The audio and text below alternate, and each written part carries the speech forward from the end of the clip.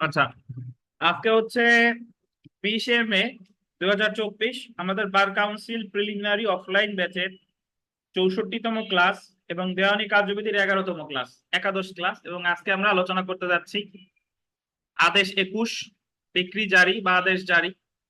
এবং গতদিনই আমরা একটা শুরু করেছিলাম। গতদিনের পড়া একটু যদি আমি রিভিউ করি, যে যখন একটা দেওয়ানি মামলায় কোনো পক্ষ ডিক্রি লাভ করে তাকে বলে ডিক্রিদার, আর যার বিপক্ষে ডিক্রিটা যায় তাকে বলা হচ্ছে জাজমেন্ট ডেটর বা দায়ী। তো ডিক্রিদার ডিক্রি পাওয়ার সাথে সাথেই ডিক্রির ফল ভোগ করতে পারে না, বরং ডিক্রির ফল ভোগ করার জন্য তাকে আরো একটা মামলা দায়ের করতে হয়, যাকে বলে জারি মামলা। জারি মামলাটা সম্পর্কে বিস্তারিত আলোচনা করা হয়েছে 21 ধারায়, 21 আদেশে। আর ধারা হচ্ছে 36 থেকে 74। কতদিন আমরা আলোচনা করেছিলাম। এবং আমরা 38 ধারা একটু পড়েছিলাম, যে 38 ধারা এবং 21 আদেশের 10 বিধি দুইটাই একই কথা বলেছে, যে জারি মামলা কোথায় করতে হবে। জারি মামলা করতে হবে কোর্ট অফ ফার্স্ট ইনস্ট্যান্সে। ডিগ্রিটা যেই দেখ না কেন, বিচারিক আদালত দেখ, আপিল আদালত দেখ, রিভিশন আদালত দেখ, যেই দেখ না কেন, জারি মামলা করতে হবে কোথায়? কোর্ট অফ ফার্স্ট ইনস্ট্যান্স, মানে আদি এখতিয়ার সম্পন্ন আদালতে। ধরেন যুগ্ম জেলা জজ একটা মামলার বিচার করে ডিগ্রি দিছে, জারি মামলা কোথায় করবো? যুগ্ম জেলা জজ। যদি এমন হয় ডিগ্রিটা দিছে জেলা জজ আপিল এখতিয়ার প্রয়োগে, জারি মামলা কোথায়? যে যার আপিল করা হয়েছে যে আদেশের বিরুদ্ধে, যে মানে বিচারিক আদালত কোনটা, সেখানে আমরা জারি মামলা করতে হবে। যদি হাইকোর্ট বিভাগ আপিলে কোনো ডিগ্রি দেয়, আমি দেখবো যে ওই ওই ওই মামলাটা বিচারিক আদালত কে ছিল, সেখানে আমাকে জারি মামলা দায়ের করতে হবে। এই কথাটাই বলছে কত ধারায়? 38 ধারা এবং 21 আদেশের কত বিধি? 10 বিধি। আচ্ছা, এবার আমরা চলে এসে দেখেন 39 ধারা কতদিন একটু শুরু করেছিলাম, যে ডিক্রি জারির জন্য স্থানান্তর। আন্ডারলাইন করবেন, ডিক্রি জারির জন্য স্থানান্তর। একটা জারি মামলা ধরেন গোপালগঞ্জের আদালতে, গোপালগঞ্জের সহকারী জজ আদালতে, যদি এইভাবে আমি বলি, শুরু থেকেই বুঝাই বলি, যে তানভীর 5 লাখ টাকা পাবে আমাদের মাহবুল সাহেবের কাছে, মাহবুল সাহেবের কাছে। তো তানভীর গোপালগঞ্জের সহকারী জজ আদালতে মামলা করছে, আদালত বিচার শেষে তানভীরের পক্ষে ডিক্রি দিছে। আচ্ছা, এখন ডিক্রি দেওয়ার পরে তানভীর জারি মামলা করবে কোথায়? গোপালগঞ্জ সহকারী জজ আদালতে। সহকারী জজ আদালতে যখন জারি মামলা করলো তানভীর, এখন জারি মামলা করার পর জারিকারক আদালতের দায়িত্ব হচ্ছে মাহবুব সাহেবের সম্পত্তি থেকে 5 লাখ টাকা আদায় করে তানভীর রে দেওয়া। কিন্তু দেখলো যে গোপালগঞ্জ সদর আদালতে মাহবুব সাহেবের কোনো সম্পত্তি নাই, 5 লাখ টাকা আদায় করার মতো কোনো কি নাই, সম্পত্তি নাই। সম্পত্তি আছে কিন্তু সেটা কাশিয়ে নিতে। কোথায়? কাশিয়া নিতে। তাহলে গোপালগঞ্জের আদালত সহকারী জজ তো এটা আর পারতেছে না, তখন এই জারি মামলাটাও স্থানান্তর করে দিবে কার কাছে? কাশিয়ানী সহকারী জজের কাছে। এবং কাশিয়ানী সহকারী জজ তখন এই এই টাকাটা মাহবুব সাহেবের সম্পত্তি থেকে আদায় করে দিয়ে দিবে কাকে? তানভীরকে। বুঝতে পারছেন? তাহলে জারি মামলা স্থানান্তরের কেন প্রয়োজন হয়, এটা ক্ষেত্র বিশেষে যদি এরকম হয় যে যে আদালতে জারি মামলা করা হয়েছে সেই আদালতের এখতিয়ারের মধ্যে বিবাদীর পর্যাপ্ত সম্পত্তি নাই, বা বিবাদী সে এলাকায় কি বাস করে না, তাই বাস করে না আর কি, সেই ক্ষেত্রেই জারি মামলা স্থানান্তরের প্রয়োজন হয়। এবং জারি মামলা স্থানান্তর সম্পর্কে আলোচনা করতে কত ধারায়? আচ্ছা, আমরা একটু পড়ি দেখেন। কোন ডিগ্রি দানকারী আদালত ডিগ্রিদারের আবেদন ক্রমে, এটা গোল দিবেন, আবেদন ক্রমে বা নিজের ইচ্ছায়, মানে এখানে ডিগ্রিদার আবেদন করে আর কে করে? নিজের ইচ্ছায় উক্ত ডিগ্রি বাস্তবায়নের জন্য অন্য আদালতে প্রেরণ করতে পারে। তাহলে এখানে একটা জিনিস দেখেন, যে জারি মামলা কি স্থানান্তরের আবেদন কি দায়িত্ব পারে? এই জায়গায় আবেদন করতেছে কে? ডিগ্রিদারের অথবা আদালত নিজের ইচ্ছায়। তাহলে দায়িকের ইচ্ছায় কি স্থানান্তর করতে পারে? পারে। তাহলে পরীক্ষা যদি প্রশ্ন আছে যে নিম্নের নিম্নের কে কার আবেদনের প্রেক্ষিতে আদালত জারি মামলা স্থানান্তর করবে না, 1 নম্বরে হলো ডিগ্রিদার, 2 নম্বরে আদালত স্বপ্রণোদিত হয়, 3 নম্বরে দায়িক, উপরের সবাই পারে। উত্তর হবে কি? তাই। এখন আমরা একটু পড়ি, লেখেন। যে যার বিরুদ্ধে ডিগ্রি প্রদান করা হয়েছে তিনি যদি উক্ত আদালতের স্থানীয় সীমারেখার মধ্যে আন্ডারলাইন করবেন স্বেচ্ছায় বসবাস করে, যার বিরুদ্ধে ডিগ্রি প্রদান করা হয়েছে তিনি যদি অন্য আদালত বলছে, দেখেন অন্য শব্দটা বলতেন, আমি উক্ত বলছি, অন্য আদালতের স্থানীয় সীমারেখার মধ্যে স্বেচ্ছায় বসবাস করে কিংবা ব্যবসা পরিচালনা করে, অর্থাৎ জারি মামলা করা হয়েছে এক জায়গায় কিন্তু সে বাস করে কোথায়, অন্য এলাকায়। দেখেন যে আদালত ডিগ্রি প্রদান করেছে সেই আদালতের স্থানীয় এখতিয়ারের মধ্যে আন্ডারলাইন করবেন ডিগ্রির দাবি পূরণের জন্য আন্ডারলাইন করবেন পর্যাপ্ত সম্পত্তি না থাকলে, এবং আন্ডারলাইন করবেন অন্য আদালতের এখতিয়ারের স্থানীয় সীমায় তার সম্পত্তি থাকে। ওই যে কথা বললাম যে যেখানে জারি মামলা করছে সেই আদালতে দায়ীকের পর্যাপ্ত সম্পত্তি নাই। পরেরটা দেখেন ডিগ্রি দানকারী আদালতের এখতিয়ারের স্থানীয় সীমারেখার বাইরে অবস্থিত স্থাবর সম্পত্তি বিক্রয় বা প্রদানের নির্দেশ থাকলে, ওই ডিগ্রিটাই বলা আছে যে এই অমুক জায়গায় একটা স্থাবর সম্পত্তি আছে সেটা বিক্রি করতে হবে, কিন্তু ওই সম্পত্তিটা আদালতের এখতিয়ারের বাইরে, তাহলে তো ওই অমুক আদালতেই পাঠাতে হবে। এছাড়া ডিগ্রি দানকারী অন্য কোনো কারণে ডিগ্রিটি অন্য আদালতে প্রেরণ করা প্রয়োজনীয়, এছাড়া অন্য কোনো কারণে যে ডিগ্রি জারিকারক আদালত সে যদি মনে করে যেটা স্থানান্তর করা দরকার তাহলে স্থানান্তর করতে পারে। তাহলে আপনাকে পরীক্ষায় এখান থেকে যে প্রশ্ন আসতে পারে যে জারি মামলা স্থানান্তরের আবেদন করে কত দাঁড়ায়, 39 দাঁড়ায়। জারি মামলা স্থানান্তরের আবেদন করতে পারে কার আবেদনের প্রেক্ষিতে, স্থানান্তর করতে পারে কার আবেদনের প্রেক্ষিতে, ডিগ্রি দার অথবা কে, আদালত নিজে। দায়িকের আবেদনে পারবে না। যখন দায়িক বাস করতেছে আদালতের এখতিয়ারের বাইরে, যখন আদালতের এখতিয়ারের মধ্যে কোনো পর্যাপ্ত সম্পত্তি নাই, যদি ডিক্রিতেই থাকে যে অন্য জায়গার স্থাবর সম্পত্তি বিক্রি করতে হবে, এছাড়া কি অন্য কোনো কারণ।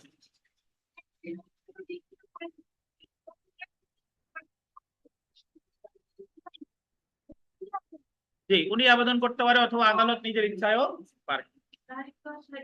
তাহলে বিগত বছর প্রশ্ন দেখেন, নিম্নের কোন আদালত একটি ডিগ্রি জারি করতে পারে? আপিল আদালত, রিভিশন আদালত, ডিগ্রি প্রদানকারী আদালত, একই শ্রেণী অন্য যে কোনো আদালত, কোনটা? ডিগ্রি প্রদানকারী আদালত। 2 নম্বর প্রশ্নটা দেখেন যে রিভিশন মামলায় একটি ডিগ্রি হাইকোর্ট বিভাগে বহাল হলে, রিভিশন মামলায় ডিগ্রি বহাল রাখছে রিভিশন আদালত, বুঝতে পারছেন? তা জারির জন্য বল দিবেন, জারির জন্য কোন আদালতে দরখাস্ত করতে হবে? আমার রিভিশন হোক আপিল হোক যে জায়গায় চলুক না কেন, আমার জারি মামলা কোথায়? ডিগ্রি প্রদানকারী আদালত। এই জায়গায় ডিগ্রি প্রদানকারী আদালতের চেয়েও ভালো হইতো যদি বলতো যে বিচারিক আদালত, মানে যে আদালত ওই কি করছে, বিচার করছে, কোর্ট অফ ফার্স্ট ইনস্ট্যান্স। আচ্ছা, আমরা সেলফ প্র্যাকটিসে চলে আসি।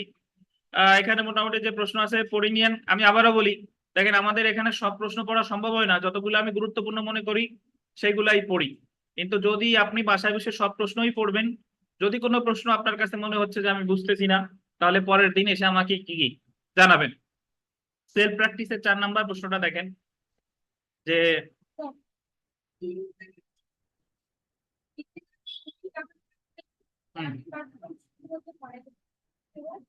আচ্ছা, ওটা পাবানি, সমস্যা নাই, ওটা পাবানি, অপেক্ষা করেন, উনি আগে আগে দিয়ে দিতে, সব প্রশ্নের উত্তর পাওয়া যাবে, সমস্যা নাই। দেখেন 4 নাম্বার প্রশ্নটা দেখেন যে ডিগ্রি প্রদানকারী আদালত হতে অন্য আদালতে ডিগ্রি বাস্তবায়নের জন্য ডিগ্রি স্থানান্তর করতে পারে ডিগ্রি দানের আবেদন ক্রমে আর ডিগ্রি প্রদানকারী আদালতের নিজের ইচ্ছায়, এই দুটো একটা সঠিক নাকি? এটা খুবই গুরুত্বপূর্ণ একটা প্রশ্ন। তারপরে 5 নাম্বার দেখেন যে বিদেশি রাষ্ট্রের কোনো ডিগ্রি বাংলাদেশের কোনো আদালতে জারি করা যাবে না, এটা আমরা পড়ি নাই, তো এটা খুবই গুরুত্বপূর্ণ। বিদেশি রাষ্ট্রের কোনো ডিগ্রি বাংলাদেশের, মানে ডিগ্রিটা দিছে কে? বিদেশি আদালত। এখন এটা বাংলাদেশে জারি করা যাবে, বা যদি দেখেন যাবে না বলতেছে পারস্পরিক সহযোগিতা চুক্তি ছাড়া, আর যদি না দেশটি পারস্পরিক সহযোগী দেশ হয়, পাইছেন? অর্থাৎ ভারতীয় আদালতের একটা ডিগ্রি, ধরেন ইলা আর মেঘনার মধ্যে ভারতীয় কেরালা আদালত একটা ডিগ্রি দিছে, আর ওই ডিগ্রিটা বাংলাদেশে জারি করা যাবে কখন? দেখবে যে ভারত আর বাংলাদেশের মধ্যে কি চুক্তি আছে, সহযোগিতা চুক্তি আছে কিনা, আর যদি পারস্পরিক সহযোগী দেশ যদি হয়, এই দুইটা ক্ষেত্রেই ডিগ্রিটা কি বাংলাদেশে কার্যকর করা যাবে। কিন্তু যদি পারস্পরিক কোনো সহযোগিতা চুক্তি না থাকে বা সহযোগী দেশ কি না হয়, তাহলে কিন্তু বিদেশি আদালতের ডিগ্রি কার্যকর করা যাবে না। তাহলে আপনার কাছে যদি প্রশ্ন করে যে ভাই, যে বিদেশি আদালতের ডিগ্রি কি বাংলাদেশে কার্যকর করা যায়, যাবে, তবে সহযোগিতা চুক্তি থাকতে হবে, অর্থাৎ পারস্পরিক সহযোগী দেশ হতে হবে।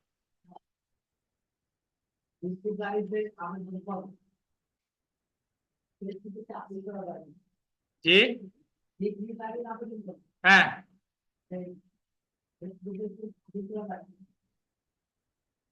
জারির বিরুদ্ধে আপিল করবেন, তাই? আচ্ছা, ধৈর্য ধরে শুনেন, আপনার প্রশ্নের উত্তর দিব, আগে ধৈর্য ধরে থাকেন, ধৈর্য ধরে। আচ্ছা, উনি প্রশ্ন করছে যে ডিক্রি জারির বিরুদ্ধে আপিল করা যায় কিনা।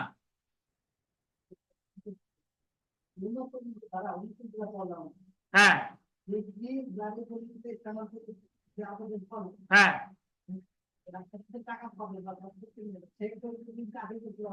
না, আপিল করা গেলে তো এই জায়গায় লেখাই থাকতো আপিল করা যায়। আজীবন যদি আপিলই করেন তাহলে কিয়ামতের আগে মামলা আর শেষ হবে না। উকিল সাহেবকে টাকা আর টাকা। নতুন এক উকিল আছে, সে বলতেছে যে আমার কাছে মামলা আছে 17টা, তা 5টা আপোষ মীমাংসা হয়ে গেছে। মামলা আসলে আপোষ মীমাংসা হয়ে যায়। সো যেহেতু আপিলের বিধান নাই, তার কাছে বড়জোর তার প্রতিকার থাকতে পারে কি এই জায়গায় রিভিশন। বুঝতে পারছেন? জি। 6 নাম্বার প্রশ্নটা দেখেন।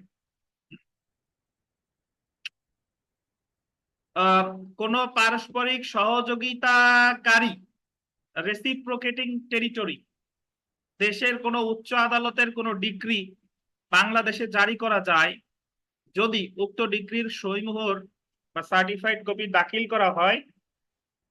মানে বিদেশি আদালতের ডিক্রি বাংলাদেশে জারি করা যাবে যদি ওই দেশের ডিক্রি দাখিল করতে হবে কার কাছে? দেখেন, বাংলাদেশের জেলা জজের আদালতে। খুবই গুরুত্বপূর্ণ প্রশ্ন এটা। আছে দেখেন 44 ক ধারা কত, এখানে পরীক্ষায় প্রশ্ন আসবে যে পারস্পরিক সহযোগিতাকারী বিদেশি আদালতের ডিগ্রি বাংলাদেশে জারি করা যাবে, কিন্তু এই সমীকৃত নকল দাখিল করতে হবে কার কাছে? জেলা জজ আদালত। খুবই গুরুত্বপূর্ণ। দেখেন, এখন ব্যাখ্যাটা দেখেন যে পারস্পরিক সহযোগিতাকারী দেশ বলতে, এই যে আন্ডারলাইন করেন, সরকারি গেজেটে, কিসে? সরকারি গেজেটে বিজ্ঞপ্তির মাধ্যমে পারস্পরিক সহযোগিতাকারী বলে সরকার কর্তৃক ঘোষিত দেশ বা রাজ্যকে বোঝায়। মানে আমি আপনি আদালতে গিয়ে বললেই হবে না যে অমুক আমার পারস্পরিক সহযোগিতাকারী দেশ। পারস্পরিক সহযোগিতাকারী কিনা এটা প্রকাশ করে কে? বাংলাদেশ সরকার গেজেট আকারে প্রকাশ করে যে অমুক অমুক অমুক দেশ হলো আমার কি পারস্পরিক সহযোগিতাকারী দেশ। তো এটা যেরকম গুরুত্বপূর্ণ, 7 নাম্বার প্রশ্নটাও খুবই গুরুত্বপূর্ণ। দেখেন যে বিদেশি কোনো উচ্চ আদালতের রায় বাংলাদেশে জারি করা যাবে। রায়টা দিছে কে? বিদেশি। বাংলাদেশে জারি করা যাবে কখন? ডিক্রিটির কপিতে বিদেশি আদালতের সিল বা স্বাক্ষর থাকে, আর বাংলাদেশের হাই কমিশন কর্তৃক নোটারি প্রত্যায়িত হয়ে থাকে। দুইটাই সঠিক। সো এটাও গুরুত্বপূর্ণ। ডিক্রিটিতে ওই যে আদালত ডিক্রিটা দিছে সে আদালতে কি থাকবে? সিল বা স্বাক্ষর, অথবা বাংলাদেশের হাই কমিশন কর্তৃক কি থাকবে? নোটারি প্রত্যায়িত হয়ে থাকে। তাহলে এটাও গুরুত্বপূর্ণ। বুঝতে পারছেন? এই এই এই 3টা প্রশ্ন খুবই গুরুত্বপূর্ণ। এখন আমরা চলে আসি 46 ধারা। দেখেন, ধারা 46 বিচারকের আদেশপত্র আন্ডারলাইন করবেন বা অনুরোধ লিপি গোল দেবেন প্রিসিপ্ট। প্রিসিপ্ট শব্দটা গোল দেন, প্রিসিপ্ট। প্রিসিপ্ট সম্পর্কে ইতিমধ্যে আমরা ধারণা পেয়েছি। কিভাবে? গোপালগঞ্জ সহকারী জজের কাছে জারি মামলা করছেন, গোপালগঞ্জ সহকারী জজ দেখলো যে গোপালগঞ্জ সহকারী জজের আদালতের এখতিয়ারের মধ্যে দায়িকের কোনো সম্পত্তি নাই, সম্পত্তি আছে লোহাগাড়া সহকারী জজের কাছে। লোহাগাড়া হলো নড়াইল জেলায়। তখন উনি গোপালগঞ্জের সহকারী জজ লোহাগাড়া সহকারী জজরে অনুরোধ করতে পারে যে আপনি দয়া করে দায়িকের সম্পত্তিটা ক্রোক করে এই ডিক্রিটা জারি করেন। এই যে এক আদালত যে আর এক আদালতে জারি মামলার জন্য অনুরোধ করতেছে, এটাই বলে অনুরোধ লিপি বা প্রিসিপ্ট। বুঝতে পারছেন? জারি মানে এক জারিকারী আদালত যখন আরেকটা জারিকারক আদালতকে কি করতেছে, জারি মামলার জন্য অনুরোধ করতেছে, এটাই বলে কি রিসিপ্ট বা অনুরোধ লিপি বা আদেশ পত্র। বুঝলেন কিনা? প্রিসিপ্ট অর্থ দেখেন, যে অর্থ হলো, আন্ডারলাইন করেন, বিচারকের আদেশপত্র বা নির্দেশাজ্ঞা বা অনুরোধ লিপি। দেওয়ানি কার্যবিধির 46 ধারায়, আন্ডারলাইন করবেন, 46 ধারায় প্রিসিপ্ট সম্পর্কিত বিধান আছে। ডিক্রিদারের আবেদন করবে, ডিক্রি প্রদানকারী আদালত উপযুক্ত মনে করলে ডিক্রিদারে আবেদন করবে, এটা একটু আন্ডারলাইন করেন, ডিক্রিদারের আবেদন করবে, ডিক্রি প্রদানকারী আদালত উপযুক্ত মনে করলে অন্য কোনো এখতিয়ার সম্পন্ন আদালতকে ডিক্রিটি জারি করার অনুরোধ করতে পারে। এই যে আন্ডারলাইন করেন, ডিক্রিটি কি করার, মানে আপনি যে আদালতে জারি মামলা করছেন সেই আদালত অনুরোধ করতেছে কারে, আর একটা আদালতে, কিসের জন্য, ডিক্রি জারি করার জন্য। এবং এইরূপ আদালত ডিক্রি জারি করতে এবং অনুরোধ পত্রে নির্ধারিত দেনাদারের সম্পত্তি, আন্ডারলাইন করেন, পূরক করতে পারে। যে আদালতকে অনুরোধ জানানো হয়েছে সেই আদালত ডিক্রি জারির ব্যাপারে সম্পত্তি ক্রয়ের নির্ধারিত পদ্ধতি অনুসারে সম্পত্তি ক্রয় করবে। আন্ডারলাইন করবেন, ডিক্রি প্রদানকারী আদালত সময় বাড়িয়ে না দিলে অথবা যে আদালতকে অনুরোধ জানানো হয়েছে সেই আদালতের নিকট ডিক্রি হস্তান্তর না করা হলে এবং ডিক্রিদার সম্পত্তি বিক্রয়ের আবেদন না করলে বিচারকের আদেশপত্র বা অনুরোধ লিপি অনুসারে গোল দিবেন কোন ক্রয় 2 মাসের অধিক কাল বলবৎ থাকবে না। পরীক্ষায় প্রশ্ন আসবে যে প্রিসিপ্ট অনুযায়ী কোন সম্পত্তি ক্রয় করা হলে এটা কত দিনের বেশি থাকবে না, কত দিনের বেশি বলেন? তো এখান থেকে এটাই মোটামুটি গুরুত্বপূর্ণ। তাহলে প্রিসিপ্ট কাকে বলে মাসুদ সাহেব, প্রিসিপ্ট কাকে বলে?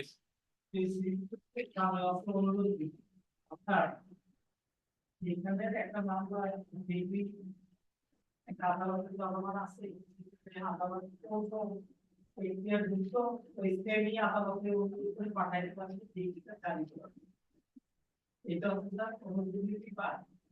কতদিনের বেশি থাকবে না, 2 মাসের বেশি। উনি যদি ক্রয় করে 2 মাসের বেশি বলা থাকবে না, তবে বেশি থাকতে পারে যদি যে আদালত অনুরোধ করছে সে যদি সময় বাড়ায়। বুঝতে পারছেন? একবার প্রশ্ন এসেছিল, দেখেন, প্রিসিপ্ট কোন আদালত ইস্যু করে? ডিক্রি প্রদানকারী আদালত। কত ধারায় আছে? 46 ধারায়। গার্নিশি আদেশ, গার্নিশি অর্ডার বা গার্নিশি আদেশ, এটা আমাদের যে বাংলাদেশের যে দেওয়ানি কার্যবিধি এখানে নাই, এটা আছে আমাদের ভারতীয় দেওয়ানি কার্যবিধিতে, কিন্তু আমাদের জানতে হবে। দেখেন, গার্নিশি অর্থ হলো দায়িকের দেনাদার, জাজমেন্ট ডেটরস ডেটর, দায়িকের দেনাদার। এটা আপনার কাছে একটু অদ্ভুত লাগতে পারে, বিষয়টা হচ্ছে এরকম, ধরেন আমি 5 লাখ টাকা পাই ধরেন আরিফ সাহেবের কাছে, তাহলে এই মামলার বাদী হচ্ছে আমি আর বিবাদী কে, আরিফ সাহেব। এখন আমি একটা মামলায় আদালত আমার পক্ষে ডিক্রি দিছে, এখন আমি জারি মামলা করবো আরিফ সাহেবের বিরুদ্ধে। জারি মামলা করার পরে আমি জানি একটা বিষয়, একটা বাবদ জানি যে আরিফ সাহেবের কাছ থেকেই তো 5 লাখ টাকাটা আদালত আমার কি করে দিবে, আদায় করে দিবে। এটা আমি জানি যে আরিফ সাহেব আবার 5 লাখ টাকা পায় বিকাশের কাছে। কার কাছে? বিকাশের কাছে। তখন আমি আদালতে আবেদন করতেছি, ইওর অনার, যে আরিফ সাহেব যে 5 লাখ টাকা পায় বিকাশ, তারে আদেশ দেন ওই টাকাটা সে আরিফ সাহেবরে না দিয়ে যাতে আমারে সরাসরি দিয়ে দেয়। বুঝতে পারছেন? এটা হলো গার্নিশি। এই জায়গা গার্নিশি হচ্ছে কে, বিকাশ। মানে আমার মামলার দায়ী করছে আরিফ, আর আরিফের দায়ী করছে কে, বিকাশ। তো এই জায়গা যে বিকাশ দায়িকের যে দায়িক, দায়িকের দায়িকরেই কি বলে, গার্নিশি। বুঝেন কিনা? মানে আপনি যার কাছে টাকা পান সেও আবার আর একজনের কাছে টাকা পায়। এখন আপনি আদালতের অনুরোধ করতেছেন, না আমি যার কাছে টাকা পাই, আবার সে যার কাছে টাকা পায় সে জানো ওই টাকাটা আমার দায়িত্বে না দিয়ে সরাসরি কারে দেয়, এই যে দায়িকের যে দায়িক তারাই কি বলে, গার্নিশি। আচ্ছা, একটু পড়লে আরো বুঝবেন। দেখেন, তানভীর একটু বলেন যে কি বুঝলেন? না বলেন, নতুন করে বলেন।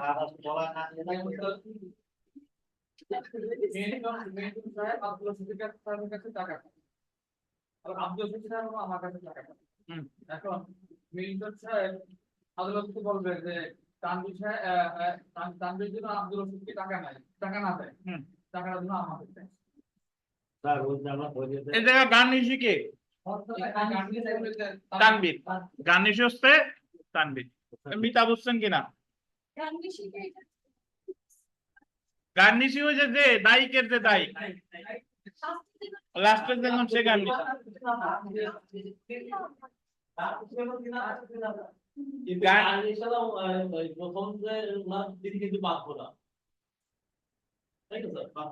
বাধ্যবাধকতার কথা এখনো গেছি।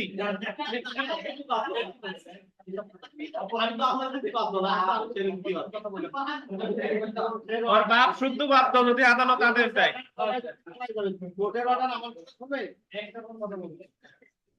এই বাধ্য না বাধ্য সে পর্যন্ত গেছি। আদালত আদেশ দিলে ওর বাপ দাদার 14 গোষ্ঠী পর্যন্ত বাধ্য।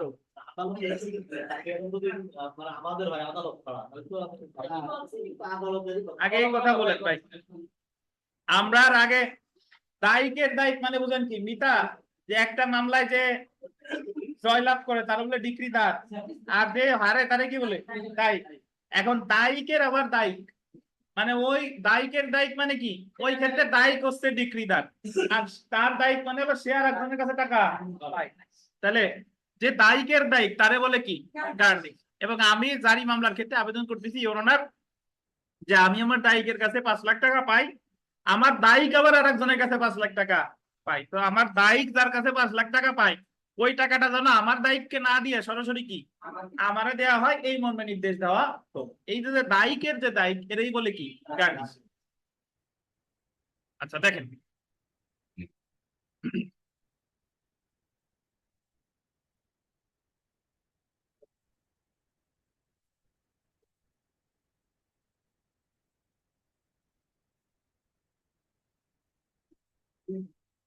আসসালামু আলাইকুম।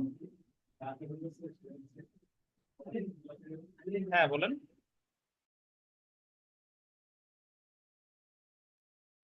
তো আমরা পড়ি দেখেন যে গার্নিশি হলো, ভাই দেখেন, গার্নিশি হলো এমন ব্যক্তি যে দায়িককে ঋণ পরিশোধ করতে দায়ী বা দায়িককে কোনো অস্থাবর, আন্ডারলাইন করেন, অস্থাবর সম্পত্তি অর্পণ করতে দায়ী। অস্থাবর সম্পত্তিটা বলবেন, 2টা স্টার দেন। তাহলে আমার পরীক্ষায় প্রশ্ন আসবে যে গার্নিশি কোন ধরনের সম্পত্তি দিতে পারতো? স্থাবর না, কিন্তু কি সম্পত্তি? অস্থাবর। গার্নিশি আদেশ হলো ডিক্রি জারিকারী আদালত কর্তৃক প্রদত্ত এমন একটি আদেশ যেখানে গার্নিশিকে আদেশ দেওয়া হয় সে যেন দায়িককে, আন্ডারলাইন করবেন, অর্থ পরিশোধ না করে, কারণ দায়িক বা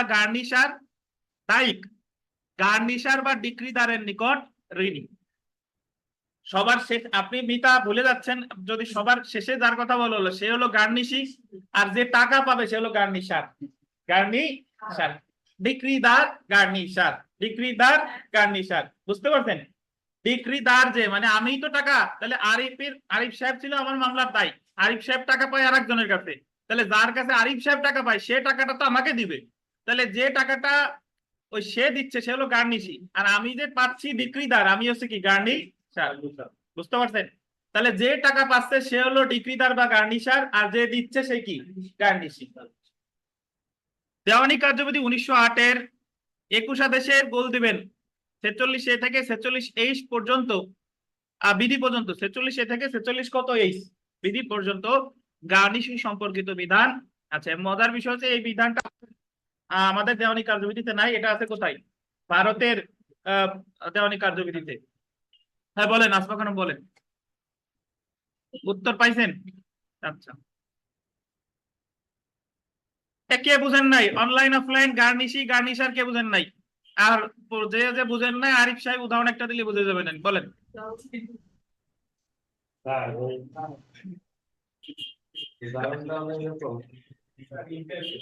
আমরা জোরে বলেন যাতে এই জায়গায় শোনা যায়। উপযুক্ত পক্ষ, প্রয়োজনীয় পক্ষ বলছিলাম না? হ্যাঁ। তো উপযুক্ত পক্ষ প্রয়োজনীয় পক্ষ কারে কয় এটাও বলেন দি শুনি। এটা তো মনে নাও থাকতে পারে, কাকে বলে?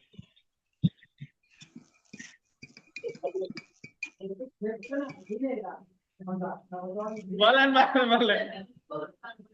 এরপরে এই যারে আমি ভাড়া দিচ্ছি ঘর ভাড়া, হুম। আমি যারে ঘর ভাড়া দিচ্ছি সে আবার আর বলে ঘর ভাড়া দিয়ে সেগুলি আচ্ছা ভাই, অনলাইনে যারা আছে গার্নিশি গার্নিশার বুঝছেন কিনা?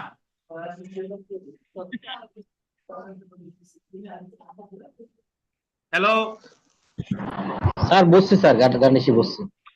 হ্যাঁ স্যার, বুঝতে পারছি। ধন্যবাদ। আমরা উদাহরণটা দেখি দেখে।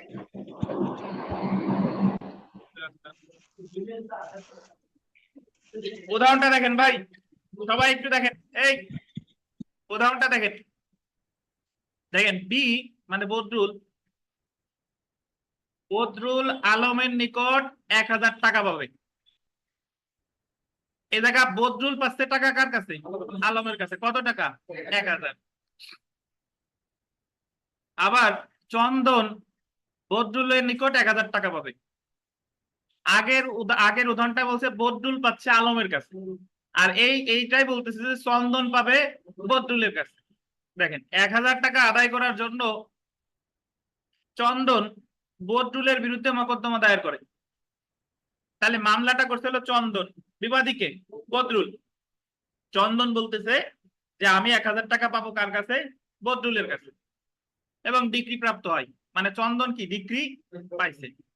গার্নিশি আদেশ দ্বারা আলমকে আদেশ দিতে পারে যে বদরুল আলমের নিকট যে 1000 টাকা পাবে সেই টাকা আলম যেন বদরুলকে পরিশোধ না করে, বরং বদরুলকে পরিশোধ করার পরিবর্তে চন্দনকে পরিশোধ করবে, কারণ চন্দন বদরুলের নিকট একই পরিমাণ অর্থ। আপনি এভাবে চিন্তা করেন, বাদী ছিল চন্দন, বিবাদী ছিল বদরুল। চন্দন ডিগ্রি পাইছে, তখন চন্দন ডিগ্রিজারির মামলায় আবেদন করবে ডিয়ার অনার যে আমি বদরুলের কাছে 1000 টাকা পাই। আবার বদরুলও 1000 টাকা পায় কার কাছে? আলমের কাছে। আলম ওই 1000 টাকা বদরুলকে না দিয়া সরাসরি দেবে কাকে? চন্দনকে। আচ্ছা, তাহলে এই জায়গায় আলম হচ্ছে গার্নিশি, আর চন্দন হচ্ছে কি? গার্নিশার। এই যে দেখেন এখানে, এই যে দেখেন বদরুল হলো দায়িক বা জাজমেন্ট ডেটর, এবং আলম হলো কি? গার্নিশি বা দায়িকের দায়িক। অর্থাৎ বদরুলের দায়িক হলো আলম এবং সি হলো ডিক্রিদার। গার্নিশি আদেশের জন্য আবেদন করবে কে? সি। তাহলে আমি যে কথাটাই বললাম এই কথাটা এই জায়গায় বলা, বাট একটু ঘুরাই পেঁচাইয়া আপনার বুঝতে হলে কয়েকবার পড়া লাগে। বাট সহজ কথায় বললে যে আমি যার কাছে টাকা পাবো, আমি মামলায় জিতলাম, তাহলে আমি যার কাছে টাকা পাবো সে যদি আবার অন্য কারো কাছে টাকা পায়, তাহলে আমি জানি মামলায় আবেদন করব যে আমার দায়িক যার কাছে টাকা পায় সে যেন টাকাটা দায়িককে না দিয়ে সরাসরি আমারে দেয়। সেটা হচ্ছে আদালতের বিবেচনামূলক বিষয়, বুঝতে পারছেন? যে অস্থাবর সম্পত্তি হইলো, এখন কতটুকু আদালত দিবে না না দিবে এটা হলো আদালতের বিবেচনামূলক ক্ষমতা। বাট এই জায়গায় আমার মনে রাখতে হবে যে জারি মামলা থাকতে হবে, আর কি সম্পত্তি হইতে হবে? অস্থাবর। স্থাবর সম্পত্তির ক্ষেত্রে গার্নিশি আদেশ দেওয়া যাবে না। এই হচ্ছে কথা। স্যার এই ক্ষেত্রে যদি টাকা বেশি পায় ওই তখন কি করবে? মানে এটার উত্তর দায়ী টাকা যদি বেশি কমের কোনো ব্যাপার, এই জায়গা কি আমরা বেশি কমের কোনো ব্যাপার পড়ছি? নাই। আমার ক্রাইটেরিয়া যেটা সেটা দেখতে হবে আমরা অস্থাবর সম্পত্তি আছে কিনা, আর বেশি কম যদি থাকে সেটা হলো আদালতের বিবেচনা, যে আদালত দিবে। এমন না যে গার্নিশি অর্ডার দিতে আদালত বাধ্য, বুঝেন কিনা?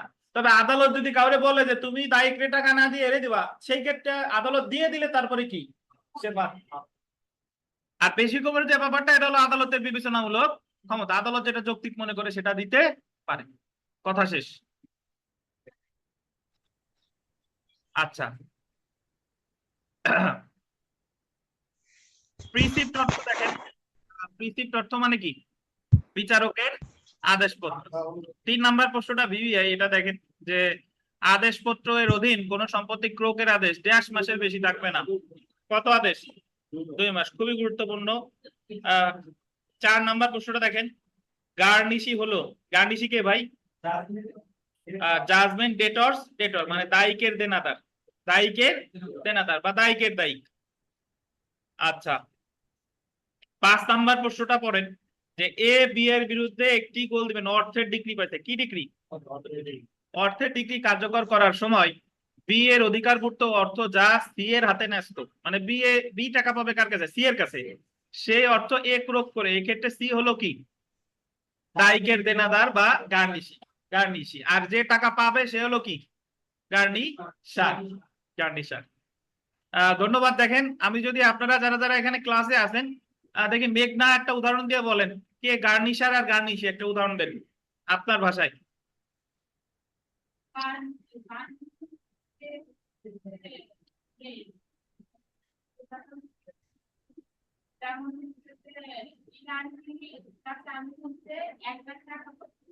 আর এদিকে তো আমি কোনভাবে মানে তুমি দিতে পারতেছ না, তো আমি যখন এই আপনি টাকাটা না দিয়ে ওই টাকাটা আমাকে দেওয়া। এ জায়গা আপনি কি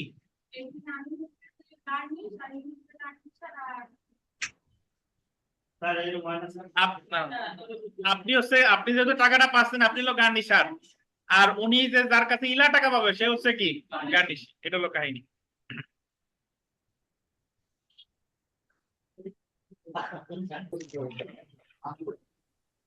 আমরা জারির সময়সীমা পড়বো। দেখ,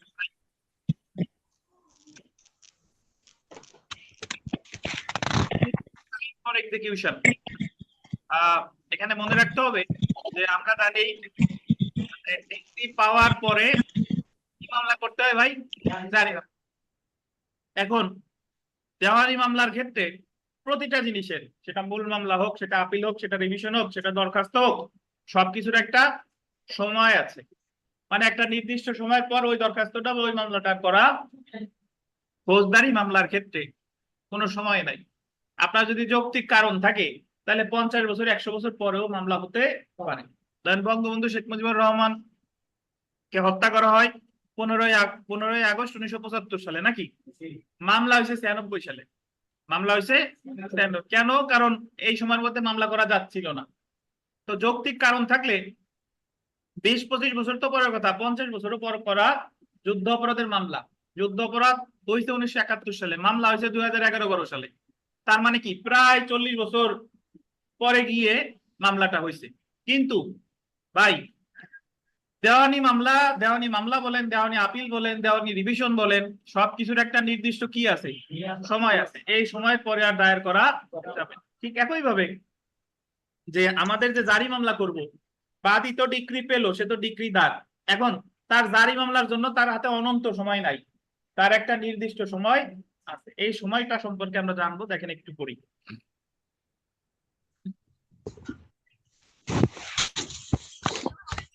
দায়েরের তামাদির মেয়াদ, অর্থাৎ ডিক্রি জারির আবেদন কত সময়ের মধ্যে দায়ের করতে হবে তা তামাদি আইনের আন্ডারলাইন করবেন 182, আন্ডারলাইন করবেন 182 নির্ধারণ করতে হয়। তাহলে জারি মামলার তামাদি মেয়াদ কত এটা বলা আছে কোথায়? তামাদি আইনের 182 আর 183। তামাদি আইনের 182 ও 183 অনুচ্ছেদে ডিক্রি জারির গোল দিবেন প্রাথমিক বা প্রথম দরখাস্ত। পান না? আচ্ছা, প্রাথমিক বা প্রথম দরখাস্ত দায়েরের তামাদি মেয়াদ উল্লেখ করা হয়েছে। প্রাথমিক বা কি দরখাস্ত? প্রথম দরখাস্ত। অন্যদিকে দেওয়ানি কার্যবিধি আন্ডারলাইন করবেন 48 ধারায় ডিক্রি জারির নতুন আবেদন, আন্ডারলাইন করেন, পান? ডিক্রি জারির নতুন আবেদন বা গোল দিবেন ফ্রেশ অ্যাপ্লিকেশন, দায়েরের তামাদির সর্বোচ্চ মেয়াদ উল্লেখ করা হয়েছে। সো আপনাকে যদি বলে ভাই এতটুকু পরে আমরা কি পেলাম, যে ডিক্রি জারির প্রাথমিক বা প্রথম দরখাস্ত নির্ধারিত হবে কত অনুচ্ছেদ অনুযায়ী? 182 বা 183। আর যদি বলে ফ্রেশ অ্যাপ্লিকেশন, দেওয়ানি কার্যবিধির কত ধারা? 48 ধারা। দেওয়ানি কার্যবিধির 48 ধারা। হ্যাঁ, ধৈর্য ধরতে হবে, অস্থির হইলে হবে না, সব বুঝে যাবেন। তাহলে যদি আপনাকে বলে যে ডিক্রি জারির প্রাথমিক বা প্রথম দরখাস্ত, তাহলে তামাদি আইনের 182 ও 183। আর যদি বলে ফ্রেশ অ্যাপ্লিকেশন তাহলে কত? দেওয়ানি কার্যবিধির 100 শুধু 48, নাকি? জি। আচ্ছা, এবার আমরা জানবো যে প্রাথমিক বা প্রথম দরখাস্তর মানে কি আর ফ্রেশ অ্যাপ্লিকেশনের মানে কি। আচ্ছা, তার আগে আমরা দেখি দেন ডিক্রি জারির আন্ডারলাইন করবেন প্রথম আবেদন বা জারি মামলা দায়েরের first petition for execution of decree. তামাদি আইনের 182 অনুচ্ছেদের অধীন আন্ডারলাইন করবেন ডিক্রি জারির তামাদি মেয়াদ গোল দিবেন 3 বছর। কি পান না? হ্যাঁ, ডিক্রি জারির প্রথম আবেদনের সময় কত? 3 বছর। অর্থাৎ 182 অনুচ্ছেদ অনুযায়ী ডিক্রি প্রদানের তারিখ হতে আন্ডারলাইন করবেন 3 বছরের মধ্যে ডিক্রি জারির প্রথম আবেদন করবে। অর্থাৎ আন্ডারলাইন করবেন জারি মামলা দায়েরের তামাদি মেয়াদ 3 বছর। 3টে স্টার দেন। তাহলে তানভীর একটা মামলায় ডিক্রি পেল 5 লক্ষ টাকার, ডিক্রিদার তানভীর জারি মামলা করবে কতদিনের মধ্যে? 3 বছরের মধ্যে যদি উনি জারি মামলা না করে তাহলে পরে আর করলে কি হবে না। বুঝতে পারছেন? এই জায়গায় নিচে একটু স্টার দিয়ে লেখেন ডিক্রিটি নিবন্ধিত হলে 6 বছর, ডিক্রিটি রেজিস্ট্রি হলে বা নিবন্ধিত হলে 6 বছর রেজিস্টার্ড। ডিক্রিটি নিবন্ধিত হলে সময় জারি মামলার তামাদি মেয়াদ কত? 6 বছর। 3 বছরের জায়গায় লেখেন যে নিবন্ধিত হলে 6 বছর।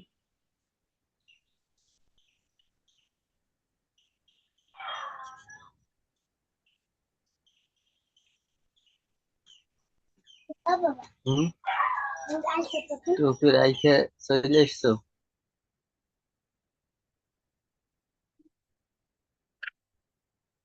আচ্ছা, অনেকে আপনারা ওই মোটামুটি অদ্ভুত লাগে শুনতে, বলেন যে ডিক্রি আবার নিবন্ধনের কারণ কি? জমি নিবন্ধন করে, জমি রেজিস্ট্রি করে নাকি, তারপরে বিবাহ রেজিস্ট্রি করে, তালাক রেজিস্ট্রি করে, কিন্তু ডিক্রি আবার ডিক্রিও নিবন্ধন করা যায়। ডিগ্রি পাওয়ার সাথে সাথে ডিগ্রিও নিবন্ধন করা যায়। তো যদি আপনি ডিগ্রিটা নিবন্ধন করেন তাহলে আবার আপনার জারি মামলার তামাদি মেয়াদ বেড়ে যায়, সেক্ষেত্রে তামাদি মেয়াদ কত? 6 বছর। আর যদি নিবন্ধন না করেন সেক্ষেত্রে কত? 3 বছর। বোঝা গেছে? আচ্ছা, এখন মনের মধ্যে তাও একটু খসখসানি আছে যে প্রথম দরখাস্ত 3 বছর আর 6 বছর যদি হয় তাহলে আবার ফ্রেশ অ্যাপ্লিকেশন করার দরকার কি? আচ্ছা, সেটা আমরা পড়বো। আগে দেখেন 48 ধারা দেখেন ডিক্রি জারির নতুন আবেদন দায়েরের সর্বোচ্চ মেয়াদ। নতুন আবেদন বা ফ্রেশ অ্যাপ্লিকেশন, এটা 48 ধারাটা কোন আইনের? আর এর আগে যে 3 বছর 6 বছর পড়লাম এটা কোথায়? তামাদি আইনের কত অনুচ্ছেদ? 182। 152 বলে কে? 82। জি, আচ্ছা। দেখেন দেওয়ানি কার্যবিধির 48 ধারা ডিক্রি জারির নতুন আবেদন বা ফ্রেশ অ্যাপ্লিকেশন দাখিল করার সর্বোচ্চ মেয়াদ নির্ধারণ করে দিয়েছে। 48 ধারায় বিধান করা হয়েছে গোল দিবেন নিষেধাজ্ঞা ডিক্রি ব্যতীত যখন অন্য কোনো ডিক্রি জারির আবেদন করা হয়, একই ডিক্রি জারি করার জন্য আন্ডারলাইন করবেন 12 বছর, আন্ডারলাইন করবেন 12 বছর অতিবাহিত হওয়ার পর দায়েরকৃত কোনো নতুন আবেদনের ভিত্তিতে কোনো আদেশ দিবে না।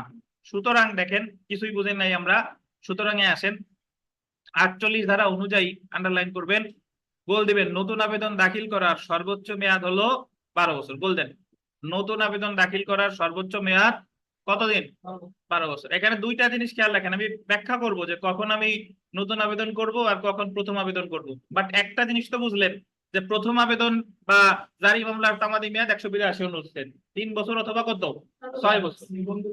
তারপরে আবার বলতেছে যে নতুন আবেদন করার তামাদি মেয়াদ কতদিন?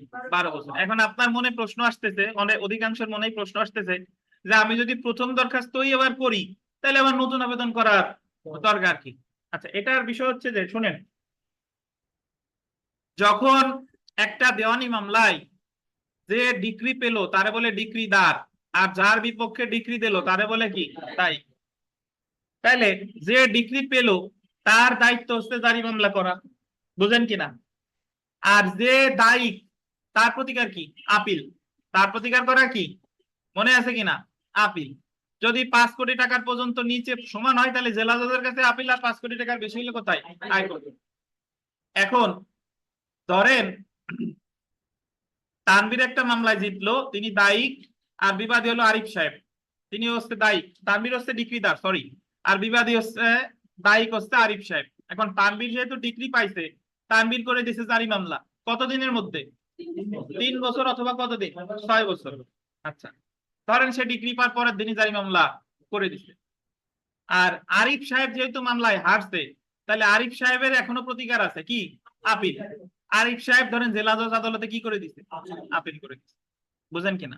এখন যখন দায়িক কোন আপিল করবে, আপিল করার আগে সে দেখবে যে এই বিষয়ে কোনো জারি মামলা চলমান আছে কিনা।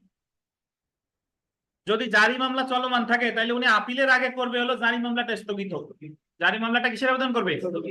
কারণ কেননা জারি মামলা যদি আমি স্থগিতের আবেদন না করি তাহলে জারি মামলাও চললো, আমার আপিলও চললো। জারি মামলায় আমি আমার সবকিছু হারাই ফেললাম, আমার আপিলে জিতলে তো আমার কোনো লাভ নাই। বুঝতে পারছেন? তাহলে যিনি দায়িক তার প্রতিকার হচ্ছে কি করা? আপিলের আগে দেখবো যে কোনো জারি মামলা চলমান আছে কিনা। যদি জারি মামলা চলমান থাকে তাহলে দায়িক কি করবে? আচ্ছা, ধরেন আরিফ সাহেব জারি মামলাটা স্থগিতের আবেদন করে আপিলে গেল, তাহলে তানভীর যে জারি মামলাটা করছিল তার কার্যক্রম কি হয়ে গেল? স্থগিত হয়ে গেল। সুমন সেন, লিখলে তো বুঝবেন না, এখানে তো বুঝেন না। যে সময় বলবো তখন সেই সময় শুনবেন, যে সময় লিখতে বলবো তখন লিখবেন। আমি বললাম আপনি লিখলেন, আপনার কিছুই বুঝলেন না। এই কথা বই পড়ে আপনি বুঝবেন না নাই, আর কেউ শিখাবেও না নাই। তাহলে আগে বুঝেন, বুঝলে নিজের মতো করে আপনি লিখতে পারবেন। ধরেন যখন ডিক্রিদার জারি মামলা করলো এবং দায়িক গিয়ে আপিল করার আগে দায়িক দেখবে আগে কোনো জারি মামলা চলমান আছে কিনা। তাহলে জারি মামলা যদি চলমান থাকে সে কিসের আবেদন করবে? স্থগিতের আবেদন করলো এবং আপিল করলো। ধরেন আপিলটা 10 বছর চলছে, 10 বছর পরে গিয়ে ওই যে আপিল করছিল সে আপিলে হারছে, মানে ডিক্রিদারও আপিল আদালতে কি ডিক্রি পেল, কিন্তু ইতিমধ্যে তার যে জারি মামলাটা ছিল সেটা কি হয়ে আছে? বুঝেন কিনা? কি হয়ে আছে? আপিল আদালতে গিয়েও সিদ্ধান্ত হলো যে তানভীরই জিতছে, মানে ডিক্রিদারই জিতছে, কিন্তু সে তো প্রথমে একটা জারি মামলা করছিল, সেটা কি হয়ে আছে? স্থগিত থাকে। তাহলে পরবর্তীতে যখন আপিল আদালতে তানভীর জিতলো, মানে ডিক্রিদারই আপিলে গিয়ে ডিক্রি পেল, সেই ক্ষেত্রে ওনাকে জারি মামলা যেটা চলমান আছে সেই ক্ষেত্রে করতে হয় নতুন আবেদন। সেটার আর প্রথম দরখাস্ত বলে না, সেটার বলে কি? Fresh application. ওই যে যেদিন জিতলো সেদিন থেকে ফ্রেশ অ্যাপ্লিকেশন করতে হবে কতদিনের মধ্যে। বুঝেন কিনা? তাহলে যদি কোনো কারণে জারি মামলা স্থগিত থাকে, তাহলে পরবর্তীতে যখন ওই স্থগিত আদেশটা কি হয়ে যায়? কেটে যায়, তখন জারি মামলা পুনরায় করার জন্য করতে হয় কি? Fresh application. এটাই করতে হয় কত বছরের মধ্যে? 12 বছর। বুঝেন কিনা? এই যে কথা বললাম এই কথাই বইতে লেখা নাই, এই যে পড়েন, যে দেখেন আমি পড়াচ্ছি, দেখেন এই যে। স্যার নতুন অ্যাপ্লিকেশনটা করব যেদিন ওই এটা হারবে, অর্থাৎ যেদিন জিতে গেল ওই দিন থেকে 12 বছর। যেদিন আপিল নিষ্পত্তি হয়ে গেছে সেদিন থেকে 12 বছর। ঠিক। ও আচ্ছা আচ্ছা, ওকে ওকে স্যার। দেখেন, আচ্ছা সেটাও আসবানি, আগে এটা বুঝেন। দেখেন দেখেন সেটাও বুঝবানি, আসেন দেখেন। নিয়ম দেখেন, নিয়মটি হলো এই যে দেখেন, নিয়মটি হলো ডিক্রি প্রদানের 3 বছরের মধ্যে জারির প্রথম দরখাস্ত বা জারি মামলা দায়ের করতে হবে। আমরা জানি প্রথমে জারি মামলা করতে হয় কতদিনের মধ্যে?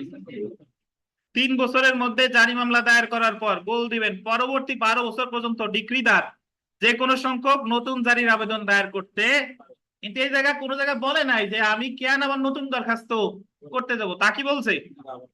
এবং আপনার মনের মধ্যে অনেক প্রশ্ন থাকতে পারে যে আমি তো একবার দরখাস্ত করলাম, আবার কেন নতুন দরখাস্ত করতে দেবো। এখন কি বুঝতেন কিনা যে যদি কোনো কারণে প্রথম দরখাস্ত কি থাকে?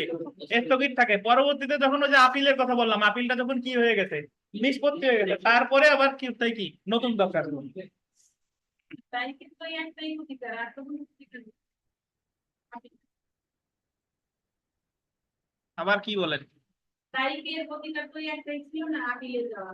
হ্যাঁ, আপিলে গেল, আপিলে যাওয়ার পর আপিলেও যদি হারে তারপরে তার কাছে রিভিশন আছে, রিভিশনেও যদি হারে তার কাছে লিভ টু আপিল আছে।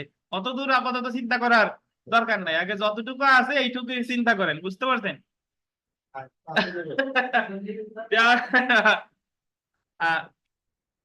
ধরেন আপনি যেহেতু প্রশ্ন করলেনই, ওই যে দায়িত্ব আপিলে হারলো, তা যে যার জারি মামলাটা স্থগিত থাকলো সে আবেদন করবে কয়দিনের মধ্যে? ভাই নতুন দরখাস্ত 12 বছর, সে নতুন দরখাস্ত আবার করছে, এর মধ্যে দায়ী হলো নাসর বান্দা, সে তো আপিলে তো হারছে, আপিলে হারে যায় ধরেন উস্তাদ বলতে পারে রিভিশন করছে, রিভিশনের সময় আবার ওই দরখাস্তও কি রাখছে, স্থগিত রাখছে। যখন রিভিশন নিষ্পত্তি হয়ে যাবে তখন থেকে আবার কত বছর, 12 বছর। আবার রিভিশন তো নিষ্পত্তি হওয়ার পর আরো নাসর বান্দা, সে ধরেন আপিল আদালতে লিভ টু আপিলে গেছে, তখন ওইটা স্থগিত আছে। তখন লিভ টু আপিল যখন নিষ্পত্তি হয়ে যাবে তখন থেকে আবার কত বছর, 12 বছর। এর মধ্যে তো অলরেডি হলো।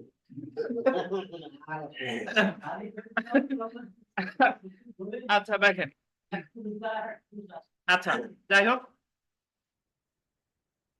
12 বছর পরেও আন্ডারলাইন করেন, 12 বছর পরেও ডিক্রি জারির নতুন দরখাস্ত দায়ের করা যায় বা আদালত ডিক্রি জারির আদেশ দিতে পারে যদি দেনাদার গোল দিবেন প্রবঞ্চনা কিংবা শক্তি প্রয়োগের দ্বারা ডিক্রি জারিতে বাধা দেয়। মানে আপনারা যদি প্রতারণা করে বা শক্তি প্রয়োগ দ্বারা আপনারা ডিক্রি জারি করতে দিচ্ছে না, তাহলে 12 বছরের পরেও নতুন দরখাস্ত দায়ের করা যাবে। পরীক্ষায় প্রশ্ন আসে যে 12 বছর পরেও নতুন দরখাস্ত দেওয়া যায় যদি কি প্রবঞ্চনা থাকে অথবা কি থাকে, শক্তি প্রয়োগ করে জারি কার্যক্রমে কি দেয়, বাধা দেয়।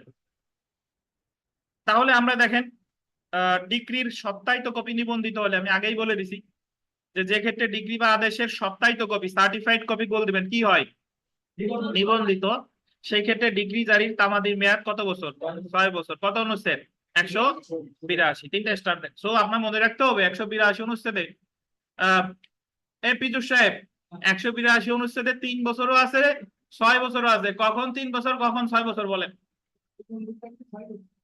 আর নিবন্ধিত না হলে 3 বছর। আর 12 বছর কখন?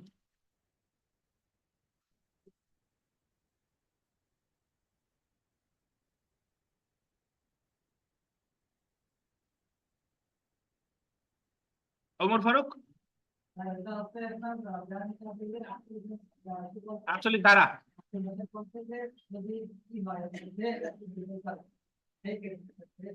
ফ্রেশ অ্যাপ্লিকেশন কখন করে?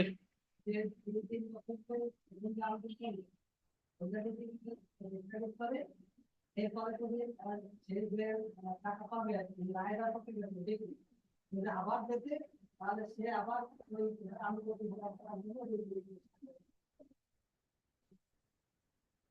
এই আপনারা 3 বছর আর 12 বছরের পার্থক্য বা জারি মামলা প্রথম দরখাস্ত এবং নতুন দরখাস্ত, এটার ভিতর পার্থক্য বুঝেন নাই কেউ আছে অনলাইন অফলাইন মিলিয়ে? রতিন সাহেব তো বুঝছেন নাকি? রুবেল সাহেব 1 মিনিট আপনি যদি অন্যমনস্ক হয়ে যান তাহলে মাথায় আসবে না। বলেন অনলাইনে কি বললেন, বলেন। আচ্ছা যাই হোক, আশা করি ধরে নিচে বুঝছেন। এরপরও যদি কেউ না বুঝেন আমার অবগত করেন বা ক্লাস লেকচার আবার দেখেন। তাহলে আপনার এখানে জানতে হবে যে জারি মামলার যদি বলে নতুন দরখাস্ত 12 বছর, প্রথম দরখাস্ত 3 বছর, প্রথম দরখাস্ত যদি নিবন্ধিত হয় 6 বছর, নতুন দরখাস্ত যদি নিবন্ধিত হয়, নতুন দরখাস্ত নিবন্ধিত হোক বা অনিবন্ধিত হোক 12 বছর। কিন্তু নতুন দরখাস্ত আসলেই কি 12। আর প্রথম দরখাস্তের ক্ষেত্রে নিবন্ধিত অনিবন্ধিতের ক্ষেত্রে ভ্যারি করে, যদি আপনার নিবন্ধিত হয় 6, অনিবন্ধিত হলে কত? আচ্ছা তো দেখেন পরেরটা আমরা একটু পড়ি যে ডিক্রি জারির আবেদনের ক্ষেত্রে নোটিশ দেওয়া। 21 আদেশ বিধি কত 22। ধরেন নরমালি যে মামলা করে আরজি দাখিলের প্রেক্ষিতে বিবাদীরা মামলার বিষয়ে জানায় কি দিয়া, সমন দিয়ে। আর জারি মামলার ক্ষেত্রে জানায় সমন না, কি নোটিশ। দেখেন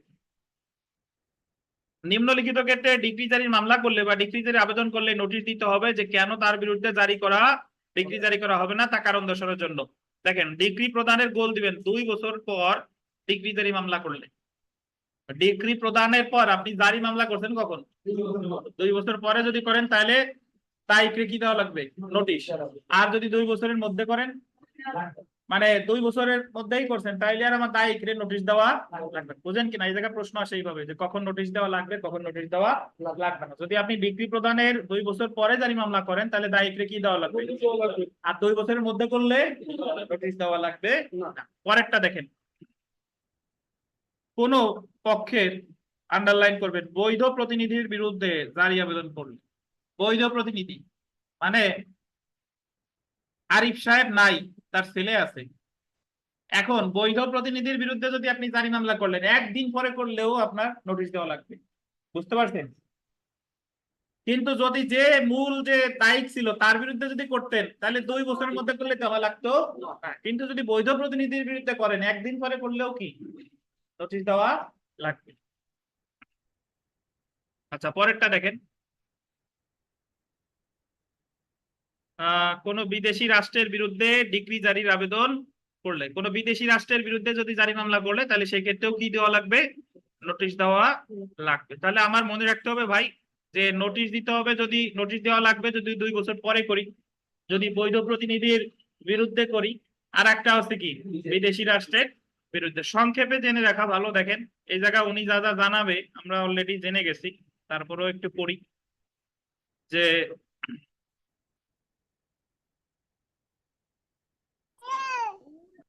ডিক্রি জারির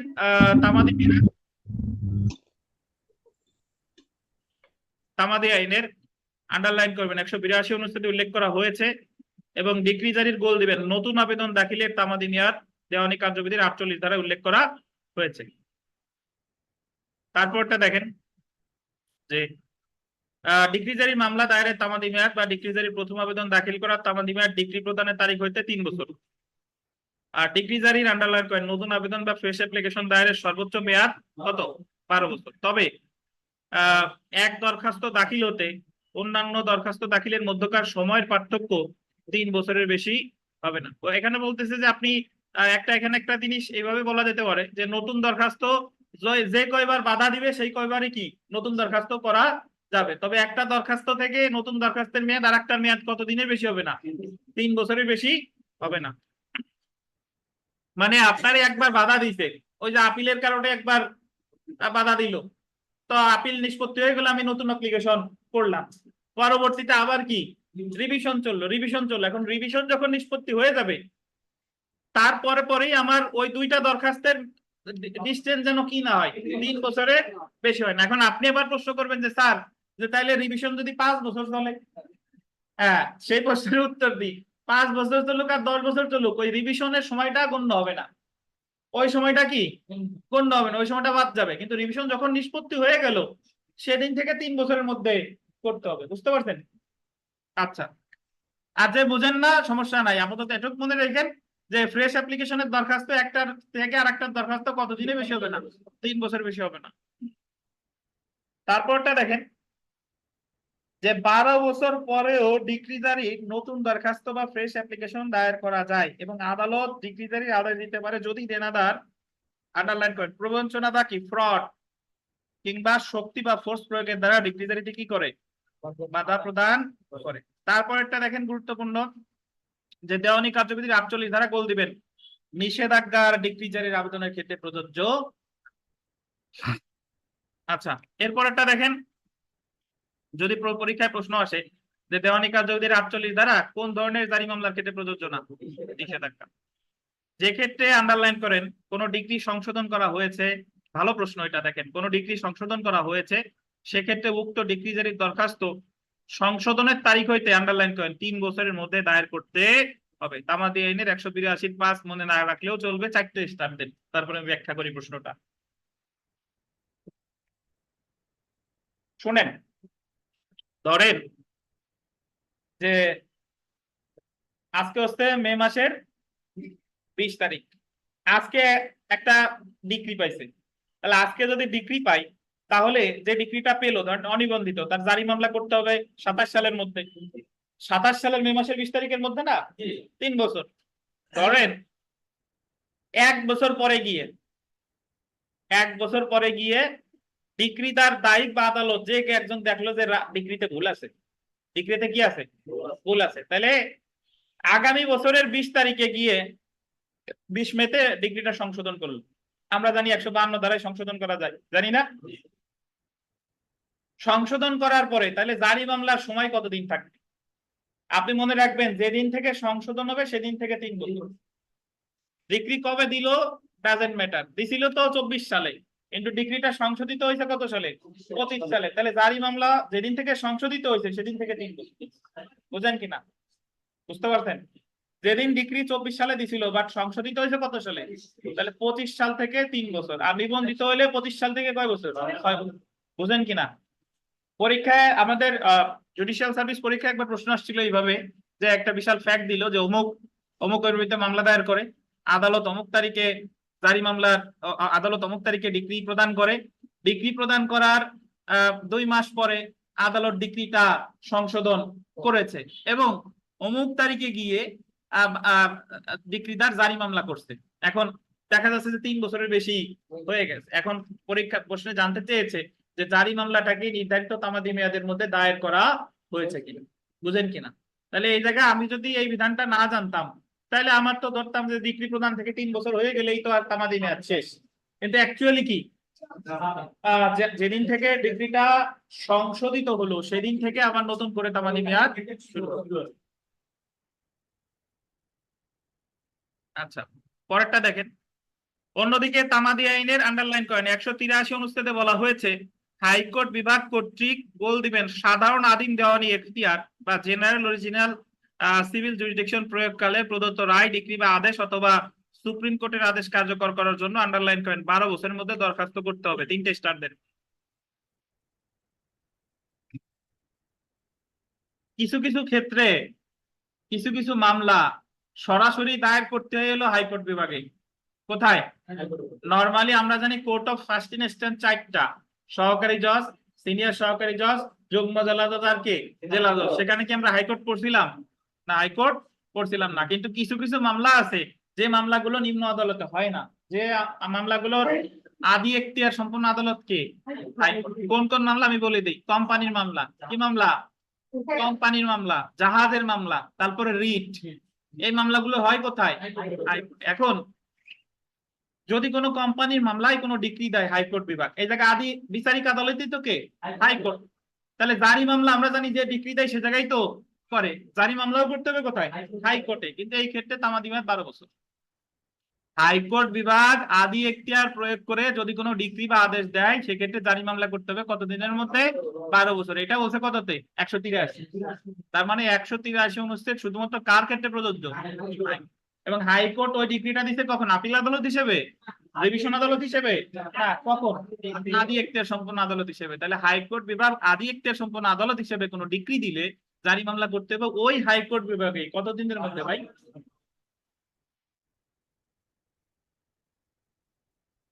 কত পড়া না দেখেন। আচ্ছা, উদাহরণ দেখেন। উদাহরণ যদি আমরা দেখি, যে যেমন আপনি ডিগ্রি জারির মামলা করলেন, ডিগ্রি প্রদানের তারিখ হইতে 3 বছরের মধ্যে ডিগ্রি জারির মামলা দায়ের করার পর যদি ডিগ্রি জারির নতুন আবেদন দাখিল করার প্রয়োজন পড়ে তাহলে 12 বছরের মধ্যে যে কোনো সংখ্যক। কি উদাহরণ উনি দিয়েছে যে প্রথমে 3 বছরের মধ্যে মামলা করছে, এরপরে 12 বছরের মধ্যে কেন করবে, এটা ব্যাখ্যা দেওয়ার দরকার ছিল না? তাহলে পোলাপান বুঝবে কিভাবে যে 3 বছরের পর কেন আমি 12 বছরে আসবো? আচ্ছা, যাই হোক, আপনারা তো এখন বুঝছেন নাকি? জি, আচ্ছা। তাহলে 12 বছরের মধ্যেও যদি আবার বাধা আসে তাও আবার বাইরে যাবে। দেখেন 1 নম্বর প্রশ্নটা দেখেন। ডিগ্রির তারিখ হতে কত সময়ের মধ্যে ডিগ্রি জারির জন্য আবেদন করলে দায়ীকের প্রতি কারণ দর্শানোর নোটিশ দিতে হবে না? কত বছর? 2 বছর। পরেরটা দেখেন, যে জারি মামলা দায়েরের ক্ষেত্রে তার লিমিটেশন অ্যাক্ট 1908 এর নিম্নোক্ত কোন আর্টিকেল অনুসারে তামাদি মেয়াদ গণনা করতে হয়? কত? 183। আর যদি হাইকোর্ট আদি এখতিয়ার প্রয়োগ হতো তাহলে কত? 183। 3 নম্বর প্রশ্নটা দেখেন, জারি মামলার গোল দিবেন প্রথম দরখাস্ত। প্রথম দরখাস্ত কত? আর যদি নিবন্ধিত হইতো তাহলে কত? 6 বছর। 4 নম্বর দেখেন, দেওয়ানি আদালতে ডিগ্রি জারির ক্ষেত্রে তামাদি মেয়াদ কত? 3 বছর। 6 নম্বর প্রশ্ন দেখেন, জারির জন্য নতুন দরখাস্ত দাখিল করা যায় না কত বছর পর? 12 বছর পর। এবং 7 নম্বর দেখেন, কখন 12 বছর পরও জারির আবেদন করা যায়? যদি প্রতারণা, বল প্রয়োগ বা জারিতে কি প্রদান করলে? বাধা প্রদান করলে। 8 নম্বর প্রশ্নটা দেখেন, যে জারির দরখাস্ত ডিগ্রির কতদিন পর দায়ের করা হলে দায়ীকের অপর অবশ্যই নোটিশ জারি করতে হবে? কতদিন? 2 বছর। 9 নম্বর দেখেন, প্রাথমিক ডিগ্রি পাওয়ার পর কোন পক্ষ চূড়ান্ত ডিগ্রির জন্য দরখাস্ত দাখিল করবে? যে কোনো সময়। আপনারা মনে রাখবেন যে কিছু কিছু মামলা আছে ওই ডিগ্রি আদেশের ক্ষেত্রে আমরা পড়েছিলাম দুইটা ডিগ্রি হয়, বাটোয়ারা মামলার ক্ষেত্রে ডিগ্রি হয় কয়টা? দুইটা। প্রথমে যে প্রাথমিক ডিগ্রি, পরে হয় কি চূড়ান্ত ডিগ্রি। তাহলে প্রাথমিক ডিগ্রি পাওয়ার পরে যখন বাটোয়ারা হয়ে গেল, তাহলে চূড়ান্ত ডিগ্রির দরখাস্ত যে কোনো সময় করা। এই জায়গা হচ্ছে সেই কথা বোঝানো হচ্ছে। নামাজের বিরতি, নামাজের পর বাকিটা শুরু হবে। ধন্যবাদ।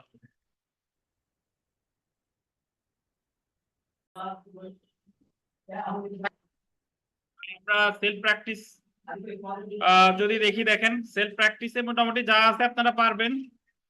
তো তার মধ্যে 7 নাম্বার প্রশ্নটা দেখেন। 7 নাম্বার সেলফ প্র্যাকটিসের 7 নাম্বারটা, যে যে ক্ষেত্রে ডিগ্রি বা আদেশের কপি নিবন্ধিত বা রেজিস্টার্ড করা হয়েছে, সেক্ষেত্রে ডিগ্রি জারির আবেদন করতে হবে কত বছর মতো? 6 বছর নাকি? এবং 8 নাম্বার প্রশ্নটা দেখেন, এটাও গুরুত্বপূর্ণ, যে হাইকোর্ট বিভাগ কর্তৃক সাধারণ আদি দেওয়ানি এখতিয়ার প্রয়োগকালে প্রদত্ত রায়, ডিগ্রি বা আদেশ অথবা সুপ্রিম কোর্টের আদেশ কার্যকর করার জন্য কত বছরের মধ্যে দরখাস্ত দাখিল করতে হবে? পাশে লেখেন 183 অনুচ্ছেদ। কত অনুচ্ছেদ? 183 অনুচ্ছেদ।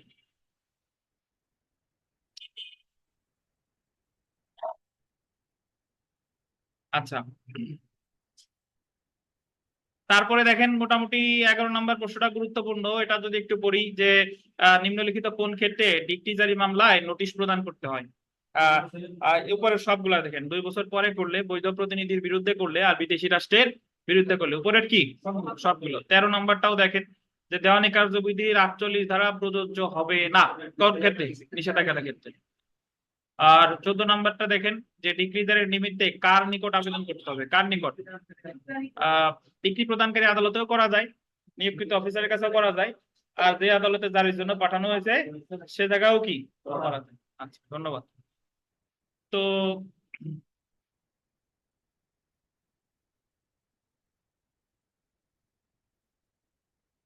দেখেন ডিক্রি জারির পদ্ধতি, modes of execution of decree, মানে ডিক্রি জারির পদ্ধতি কেন দরকার? কারণ দেওয়ানি মামলায় তো সকল দেওয়ানি মামলার প্রতিকার কিন্তু এক না।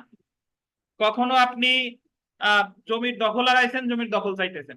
কখন টাকা হারাইছেন, টাকা চাইতেছেন। কখনো আপনি কোনো অস্থাবর সম্পত্তি হারাইছেন, অস্থাবর সম্পত্তি চাইতেছেন। কখনো কেউ চুক্তি ভঙ্গ করছে, তারে দিয়ে চুক্তি করাইতে চাইতেছেন।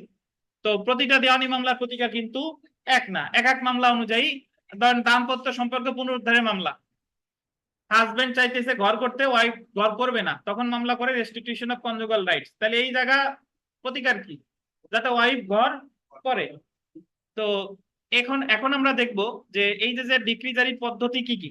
দেখেন ধারা 51, আদেশ 21, বিধি কত 11। দেখেন ডিক্রিদারের আবেদন ক্রমে, আন্ডারলাইন করেন, ডিক্রিদারের আবেদন ক্রমে নিম্নলিখিত গোলদান 5টি ভাবে ডিক্রি জারি করতে পারে। তাহলে পরীক্ষায় প্রশ্ন আসবে যে ডিক্রি জারি করা যায় কয়টি উপায়? কত ধারায়? 51 ধারায়। আর 20 আদেশের কত বিধি? 11 বিধি। তাহলে দেখেন আমরা প্রথম যেটা, সেটা যদি দেখি, ডিক্রিভুক্ত কোন সম্পত্তি অর্পণের মাধ্যমে, মানে আপনি ওই যে স্থাবর সম্পত্তি দখল চাইতেছেন, যদি মামলায় দিতেন তাহলে দখল আপনারে কি অর্পণ করবে। এই পাশে লেখেন 21 আদেশ বিধি 24। এর পাশে লেখেন 21 আদেশ বিধি 24।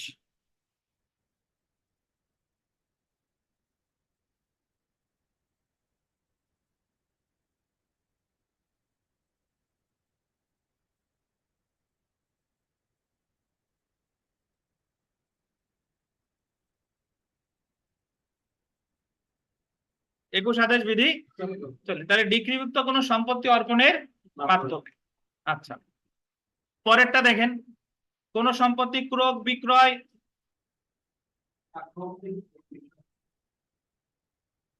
আচ্ছা আমি ভুল বলছি, এটা 21 আদেশ 24 না, কেটে দেন ভাই, ভুল হয়ে গেছে আমার।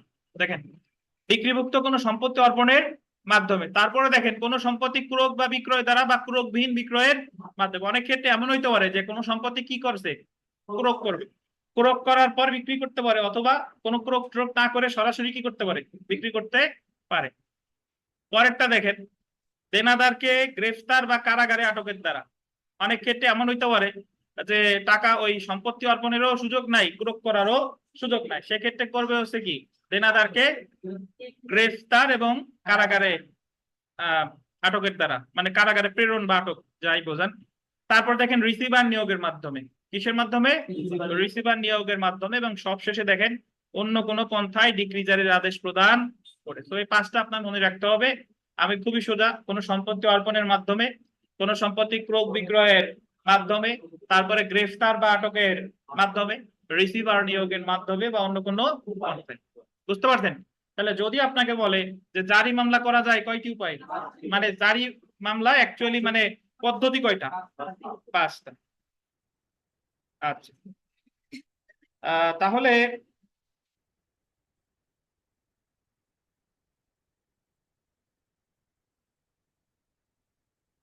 আচ্ছা, জেনে রাখা ভালো। মৃত ব্যক্তির আইনগত প্রতিনিধির ক্ষেত্রে মৃত ব্যক্তির সম্পত্তি ক্রয় এবং বিক্রয় করে ডিক্রি বাস্তবায়ন করা যেতে পারে। তারপরটা দেখেন, আন্ডারলাইন করেন, সম্পত্তি বাটোয়ারা অথবা বিভাজন সম্পর্কিত কোনো ডিক্রি বাস্তবায়ন করার দায়িত্ব গোল দিবেন কালেক্টর। সম্পত্তি বাটোয়ারা বা বিভাজন সম্পর্কিত ডিক্রি কার্যকর করার দায়িত্ব কার? কালেক্টর বা কালেক্টরের অধীনস্থ গেজেটেড কর্মচারী। কার বলেন তো? কালেক্টর কে জানেন? কালেক্টর হচ্ছে কে? আচ্ছা, তাহলে এখানে একটা জিনিস মনে রাখেন যে কালেক্টর অ্যাকচুয়ালি যারা আপনার আমরা ডিসি সাহেব বলি, উনি যখন ফৌজদারি কার্যবিধি অনুযায়ী দায়িত্ব পালন করে ওনাকে বলে ডিএম বা ডিস্ট্রিক্ট ম্যাজিস্ট্রেট, জেলা ম্যাজিস্ট্রেট। ঠিক আছে? উনি যখন দেওয়ানি কার্যবিধি অনুযায়ী দায়িত্ব পালন করে বা জমি জমা রিলেটেড, তখন ওনাকে বলা হয় হচ্ছে ডিস্ট্রিক্ট কালেক্টর, ডিস্ট্রিক্ট কালেক্টর। আর উনি যখন জেলা প্রশাসনের কাজ করে তখন ওনার বলে ডেপুটি কমিশনার, ডেপুটি কমিশনার। ওনার মানে ব্যক্তি একজন, বাট কাজের ক্ষেত্রে এক এক সময় এক এক নাম। তাহলে আপনাকে পরীক্ষায় এইভাবে প্রশ্ন আসে যে সম্পত্তি বাটোয়ারা বা বিভাজন সম্পর্কে কোনো ডিক্রি বাস্তবায়ন করার দায়িত্ব কালেক্টর অথবা কার? কালেক্টর অধীনস্থ গেজেটেড কর্মচারী। কত ধারায় বলছে? 52 ধারায়। পরেরটা দেখেন, 54 ধারায় সম্পত্তি বাটোয়ারা বা অংশ বিভাজন নিয়ে আলোচনা করা হয়েছে। পরীক্ষায় প্রশ্ন আসে যে সম্পত্তি বাটোয়ারা সম্পর্কে আলোচনা করছে কত ধারায়? 54 ধারায়। এ জায়গায় কি কোনো আদেশ লেখাইছিলাম তানভীর? আছে নাকি? আচ্ছা, সমস্যা নাই। তাহলে আপনি মনে রাখেন তো ভাই, যে তাহলে আপনাকে বলেন যে আরিফ সাহেব দরকার নাই, আরিফ সাহেবের দেরি হবে না। দেখি বলেন বিকাশ সাহেব, ডিক্রি জারির পদ্ধতিগুলো কি কি বলেন?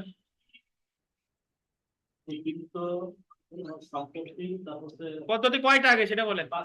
5টা। কি কি? ডিগ্রিযুক্ত কোনো সম্পত্তির ক্ষেত্রে, তারপর কেনাবেচার ক্ষেত্রে, তারপরে রিসিভার নিয়োগের মাধ্যমে।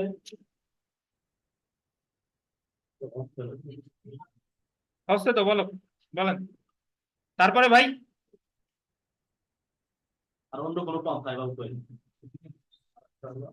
অন্য কোনো পন্থায় বা উপায়। আর বিকাশ সাহেব বলেন তো, যে জারি মামলার ক্ষেত্রে নোটিশ দেওয়া লাগে কখন? জারি মামলার ক্ষেত্রে কখন নোটিশ দেওয়া লাগে?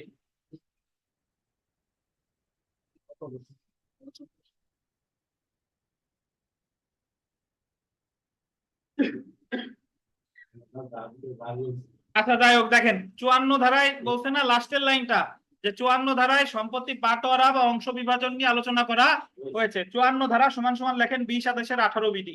54 ধারা সমান সমান লেখেন 20 আদেশের 18 বিধি। 20 আদেশ।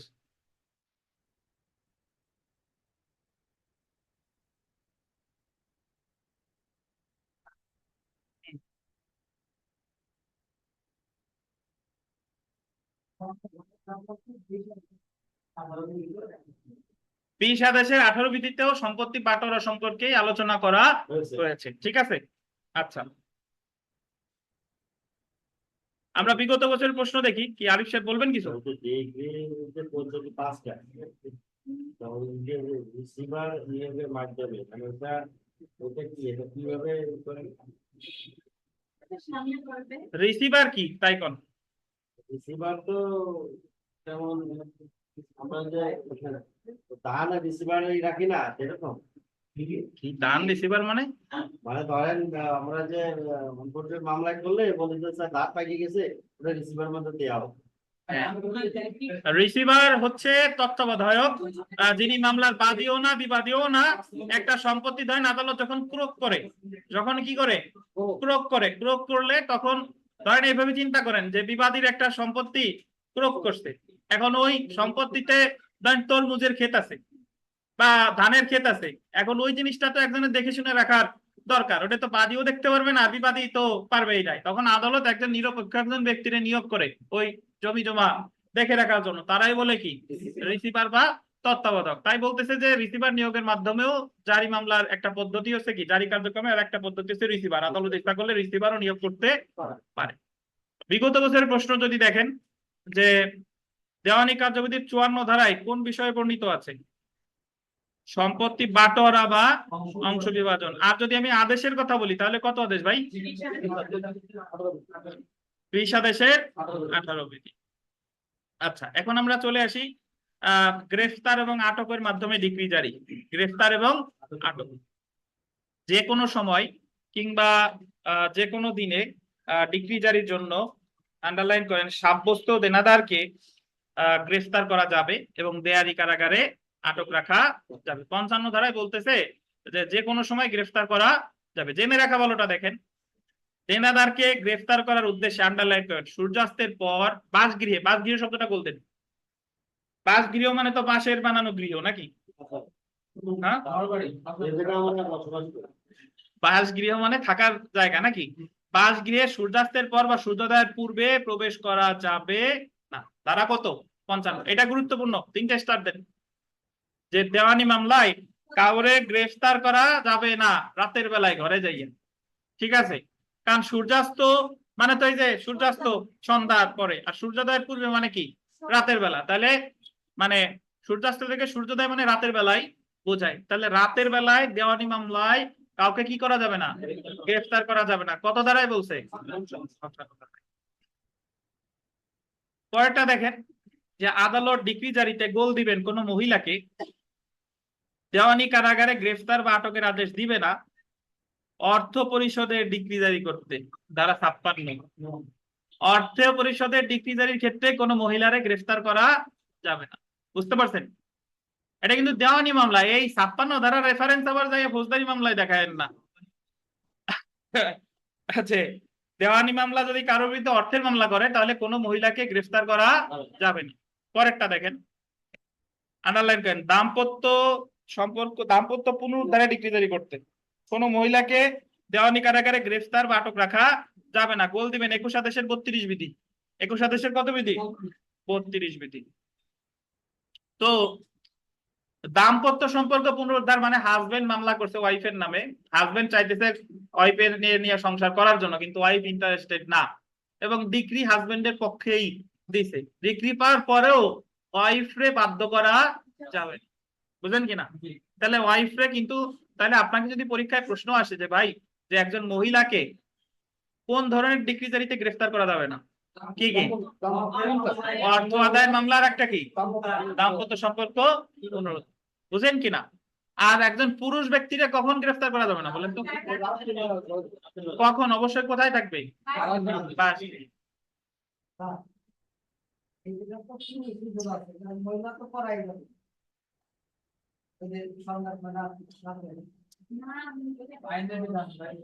আচ্ছা, আপনার কথায় উত্তর দিই, ওই জায়গায় পুরুষরাই জ্ঞান বোঝাবে, মহিলারা কি আপনারা বলছে যে সব ধরনের মামলায় গ্রেফতার করা যাবে না? মহিলারা তো খালি 2টা মামলায় গ্রেফতার করা যাবে না, একটা হচ্ছে কি অর্থ আর হলো দাম্পত্য পুনরুদ্ধার। এছাড়া যদি অন্য কোনো মামলায় থাকে তাহলেও মহিলারা গ্রেফতার করা যাবে, কিন্তু মহিলা হলেও রাতের বেলা গ্রেফতার করা যাবে। তো ওই জায়গায় যদি সরাসরি পুরুষই থাকতো তাহলে কিন্তু দেনাদার শব্দটা উল্লেখ করতো না, বলতো যে পুরুষ দেনাদার, নাকি পুরুষ দেনাদার। বুঝেন কিনা ওমর ফারুক সাহেব? জি বাসগৃহের বাইরে থেকে হ্যাঁ যাবে, যেহেতু বাসগৃহে বলছে বাসগৃহের বাইরে থেকে গ্রেফতার করা যাবে। হ্যাঁ দেখেন, হ্যাঁ এগুলো তো আইনের ফাঁক ফোকর। দেখেন এরপরে দেখেন যে যে সকল ব্যক্তিদের দেওয়ানি কারাগারে গ্রেফতার বা আটক করা যায় না, যায় না, সেটাই তো বললাম, যায় না। আন্ডারলাইন করেন বিচারিক কর্মকর্তা। বিচারিক কর্মকর্তা ধরেন যে বিচারক যখন আদালতে যাচ্ছে বা ফিরছে বা তার দায়িত্ব পালন করতেছে, মানে বিচারক যখন আদালতে যাচ্ছে, আদালত থেকে ফিরতেছে অথবা কি করতেছে তার দায়িত্ব পালন করতেছে, তখন কি করা যাবে না? গ্রেফতার করা যাবে না। পরেরটা দেখেন, যখন আইনজীবী এবং তাদের সাক্ষী সমন মান্য করে আদালতে যাচ্ছে, ফিরছে বা যোগদান করছে। সমন মান্য করে যদি কোনো আইনজীবী বা তাদের যে সাক্ষী আছে আদালতে যায়, আসে অথবা যোগদান করতেছে, গ্রেফতার করা যাবে না। পরেরটা দেখেন, আইন প্রণয়নকারী সংস্থার কর্মকর্তা। আইন প্রণয়ন করে কারা? জাতীয় সংসদ। আইন প্রণয়ন করে কারা? সংসদ সদস্য। এবং তাদেরও গ্রেফতার করা যাবে না। কোন মামলায়? এটা আবার যায় ফৌজদারি মামলায়। দেখেন না কোন মামলা? দেওয়ানি মামলা। পরেরটা দেখেন, সরকারি কর্মকর্তা যার অফিসিয়াল কার্যের জন্য মকদ্দমা হয়েছে। সরকারি কর্মকর্তা যে কেউ হতে পারে, যার অফিসিয়াল কার্যের জন্য যদি মামলা হয় তাহলে তাকে গ্রেফতার করা যাবে না। যে কোনো সরকারি কর্মকর্তা যার গ্রেফতার, আন্ডারলাইন করেন, জনগণের জন্য বিপদ বা অসুবিধা তৈরি করতে পারে বলে সরকার অফিসিয়াল গেজেটে ঘোষণা করেছে। কোন সরকারি কর্মকর্তার গ্রেফতার যদি বিপজ্জনক হয় তাহলেও গ্রেফতার করা যাবে না। তার বিষয়ে একটু নিচে জানতে হবে, বাসায় একটা চা দিবেন একটু নিয়ে এসে। তো এটা একটু মনে রাখেন। তাহলে এই জিনিসগুলো আপনার মুখস্থ করার দরকার নাই, জাস্ট কয়েকবার রিডিং করবেন ভাই। তাহলে বলেন তো যে বিচারকরে গ্রেফতার করা যাবে না কখন? যখন জি। তারপরে আইনজীবীরে যখন আদালতে যাচ্ছে, ফিরতেছে বা সাক্ষী যাচ্ছে, ফিরতেছে। তারপরে আইন প্রণয়নকারী সংস্থা। তারপর সরকারি কর্মকর্তার অফিসিয়াল কার্যের জন্য মামলা হয়ে থাকে। আর যে সরকারি কর্মকর্তাকে গ্রেফতার করা কি বিপজ্জনক? বিগত বছরের প্রশ্নে আসে, বিপজ্জনক বুঝতেছেন না? ধরেন বাংলা সিনেমা দেখা যদি এও বলেন, অনেক সময় এমন হয় না যে ডাক্তার সাহেব গ্রেফতার করতে আসছে, হসপিটালের নার্স টার্স একেবারে সবাই কি করতেছে? আন্দোলন করতেছে যে করা যাবে না। হ্যাঁ, মুন্না ভাই এমবিবিএস। সে যদি সরকারি কর্মকর্তা হয় তাহলে অনেক ক্ষেত্রে তারে গ্রেফতার, তবে এটা আদালত অফিসিয়াল গেজেটে কি করছে? ঘোষণা করছে যে অমুক ব্যক্তিরে দেওয়ানি মামলায় গ্রেফতার করা যাবে না। নরমালি দেওয়ানি মামলায় গ্রেফতার করে খুব কম। দেওয়ানি মামলায় গ্রেফতারের ক্ষেত্রে আর ফৌজদারি গ্রেফতারের ভিতর পার্থক্য আছে। দেওয়ানি মামলায় যদি আপনার গ্রেফতার করে, যার কারণে গ্রেফতার করা হলো সেই খরচের টাকা দিবে। ওই কারাগারে আপনি যা খাবেন না খাবেন, এই খরচাদি সেই প্রদান করবে। বুঝতে পারছেন? হ্যাঁ। না, এখন এটা অনেক সময় ইগোর কাজ করে। ধরেন আপনি অনেক সময় তো এইভাবেও নাই যে তোমার দেওয়ানি কারাগারে নিয়ে গেছি, দেখো আমার তাই তো খাইছো। আবার সে আবার উল্টো খরচ দিতে পারে যে কারাগারে তো নিলা, আবার তো তোমারই টাকা দেওয়া লাগছে। তো যাই হোক না কেন, একটা জিনিস মনে রাখবেন যে দেওয়ানি কারাগারে নিলে যে যার কারণে নিল সেই কি দিবে? খরচ। বিগত বছরের প্রশ্নে আসে, দেখেন বিগত বছরের প্রশ্ন যে দেওয়ানি আদালতের অর্থ ডিক্রি জারির মামলায়, এটা আন্ডারলাইন করেন, কি মামলায়? অর্থ ডিক্রি জারির মামলায় নিম্নের কোন ব্যক্তিকে দেওয়ানি জেলে আটক রাখার আদেশ দেওয়া যাবে না? কোন ব্যক্তিকে? আবার একজন বলেন না স্যার, মহিলা যদি দুইজন হয় তাই বলবেন নাকি? একজন মহিলা, ঠিক আছে। আচ্ছা আচ্ছা, তাহলে আমরা এখন দেখি আটক ও মুক্তি। ভাই আটক ও মুক্তি, ডিটেনশন এন্ড রিলিজ। পাইছেন উত্তর? দেখেন, ডিটেনশন এন্ড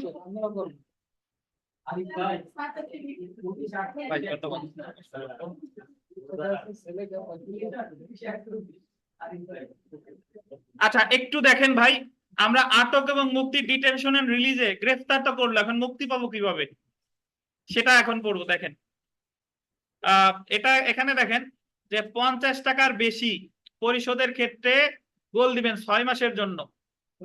দেওয়ানি 6 মাসের জন্য 50 টাকার বেশি যদি হয় তাহলে আপনাকে সর্বোচ্চ আটক রাখতে পারবে কত? 6 মাস। অন্যান্য ক্ষেত্রে 6 সপ্তাহের জন্য। ধারা 58 ক লেখা আছে নাকি কারো বইতে? কটা কেটে দেন, শুধু 58 ধারা। কি ধারা? কটা কেটেন ক, শুধু কি ধারা? তাহলে ঠিক আছে, শুধু 58 হবে, ঠিক আছে। আচ্ছা তাহলে এটা গুরুত্বপূর্ণ যে ভাই তাহলে দেওয়ানি কারাগারে সর্বোচ্চ আটক রাখা যায় কত? 1000 কোটি টাকাও যদি হয় কতদিন? 6 মাস। আর 50 টাকার কম হইলে খেয়াল রাখেন। আর এটার সাথে একটু মিল আছে, লিখেন না, আমি মনে দণ্ডবিধি আমরা পড়েছিলাম 67 দ্বারা। শুধু অর্থদণ্ডের ক্ষেত্রে 50 টাকা পর্যন্ত 2 মাস, 100 টাকা পর্যন্ত 4 মাস, 100 টাকার বেশি হলে কত? তবে ওটা শুধু কি অর্থদণ্ড, ওটা শুধু অর্থদণ্ড।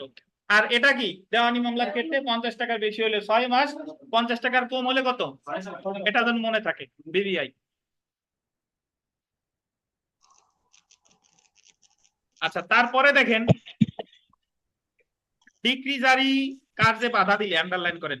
ডিক্রি জারি করতে গেছে, বাধা দিচ্ছেন যে না, আমার এই বাসায় আমার সম্পত্তি ক্রোধ করা যাবে না। তো আদালত বাধা দানকারীকে আন্ডারলাইন করবে 30 দিন অবধি দেওয়ানি কারাগারে আটক রাখার আদেশ দিতে পারে। পাচ্ছেন না? পরে পাবেন, সমস্যা নাই। পান না? তাই না? আচ্ছা, পরে আছে এই খরচ বাদ করেছে। হ্যাঁ 30 দিন অবধি দেওয়ানি কারাগার। দেওয়ানি কারাগার যে জায়গায় আছে, খরচ সবসময় যার কারণে নিল সেই দিবে। তাহলে যদি কেউ ডিক্রি জারি কার্যক্রমে বাধা দেয়, কতদিন কারাগার? 30 দিন। এই ধারা কত? 74 বলতেন। 74-এর পাশে লেখেন আদেশ 21 বিধি 98। আদেশ 21 বিধি 98, নতুন বই তো আছে, খুঁজে দেখেন। আদেশ 21 বিধি 98।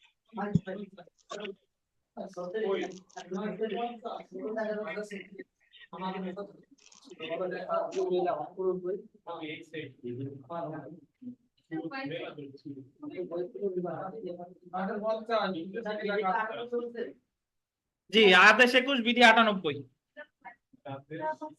21 বিধি 98।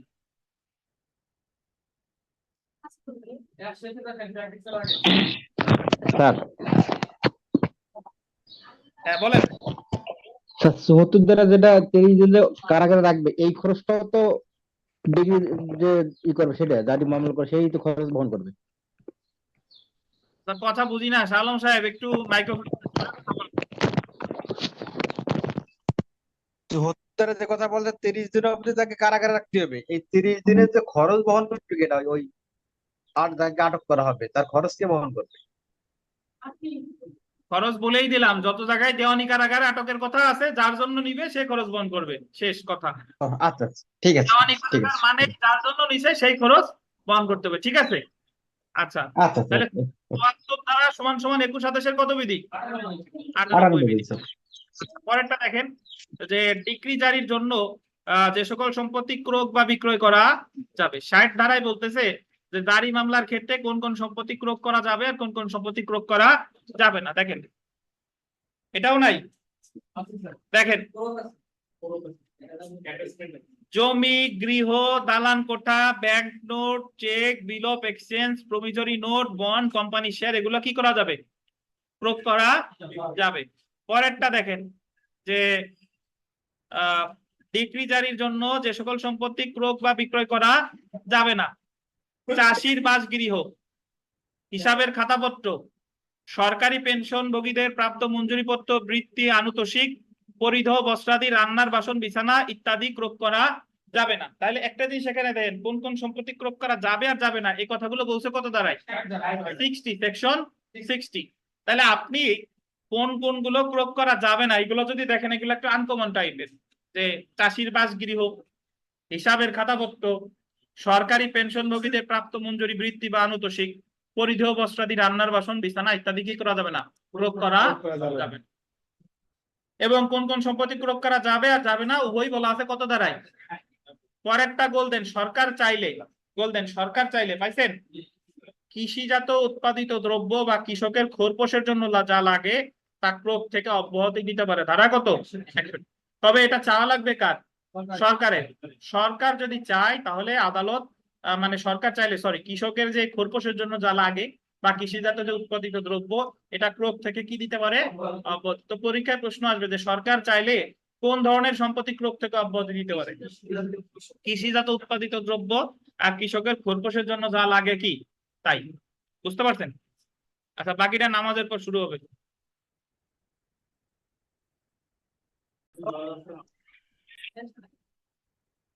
আচ্ছা, আমরা পড়াই ফিরি। দেখেন তো দেওয়ানি মামলার ক্ষেত্রে আপনার 50 টাকার বেশি যদি জারি মামলা হয় তাহলে আটক রাখতে পারে দায়ীকে সর্বোচ্চ কত? 6 মাস। আর 50 টাকার কম হলে 6 সপ্তাহ। তো এখানে আর একটা জিনিস এখানে একটু মনে রাখা দরকার যে 58 ধারায় আটকের কথা আছে, আবার মুক্তিও আছে কত ধারায়? 58 ধারায়। 58 ধারার আর 59 ধারায়, দুইটা ধারায় মুক্তি আছে। আমি একটু বলি শুনেন। ধরেন আপনারা টাকার জন্য আটক করলো, আপনি যদি ওই টাকাটা দিয়ে দেন তাহলে আপনার মুক্তি দিয়ে দেবে 58 ধারায়। মানে যে জন্য আটক করছিল সেটা যদি আপনি দিয়ে দেন তাহলে মুক্তি দিবে কত ধারায়? 58 ধারায়। আর অসুস্থতার জন্য মুক্তি দিবে 59 ধারায়। দুইটা ধারায়, 58 ধারায় আর 59 ধারায়। যদি আপনি অসুস্থ থাকেন, অক্ষম থাকেন, তাহলে মুক্তি পাবেন কত ধারায়? 59 ধারায়। আর যে কারণে গ্রেফতার করা হয়েছে, সেই কারণেই সেই জিনিসটা, সেই টাকাটাই যদি আপনি আদালতকে দিয়ে দেন, তাহলে আপনি মুক্তি পাবেন কত ধারায়? 58 ধারায়। এবং এখানে জামিন শব্দটা ব্যবহার করা হয় নাই, এখানে ব্যবহার করছে কি? মুক্তি। বুঝলেন কিনা? তাহলে 58 ধারাও মুক্তি আছে, 59 ধারাও কি মুক্তি আছে। যদি আপনাকে বলে অসুস্থতার জন্য দায়ীকে মুক্তি দিতে পারে কত ধারায়, এছাড়া অন্যান্য ক্ষেত্রে কত ধারায়? 58। কথা শেষ। আচ্ছা, তারপরে আন্ডারলাইন করেন ডিক্রি জারির জন্য মৌখিক আবেদন। মিতা, আপনি যে প্রশ্ন করছিলেন সেটার উত্তরে আসি। ডিক্রি জারির জন্য মৌখিক আবেদন, আদেশ 21 বিধি কত? 11 আর 12। দেখেন, অর্থ পরিষদের মকদ্দমায়, আন্ডারলাইন করেন, আছে অবশ্যই, কোথাও আছে, দেখেন অর্থ পরিষদের মকদ্দমায় ডিক্রি জারির জন্য গোল দিবেন মৌখিক আবেদন করা যায়। এই কেউই পান নাই? কোথায় আছে? কত নম্বর পেজে বলেন? 890 পেজে আছে, দেখেন 89।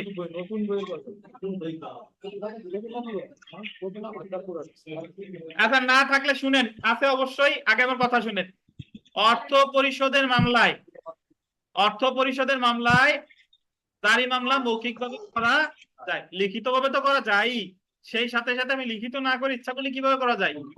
মৌখিকভাবে করা যায়। অন্যান্য ক্ষেত্রে ডিক্রি জারির প্রত্যেক আবেদন, আন্ডারলাইন করবেন, লিখিত আকারে করতে হবে। এই জন্য আপনাকে পরীক্ষায় প্রশ্ন আসে যে কোন ধরনের ডিক্রির ক্ষেত্রে মৌখিক আবেদন করা যায়? কোন মামলা? অর্থ পরিষদের।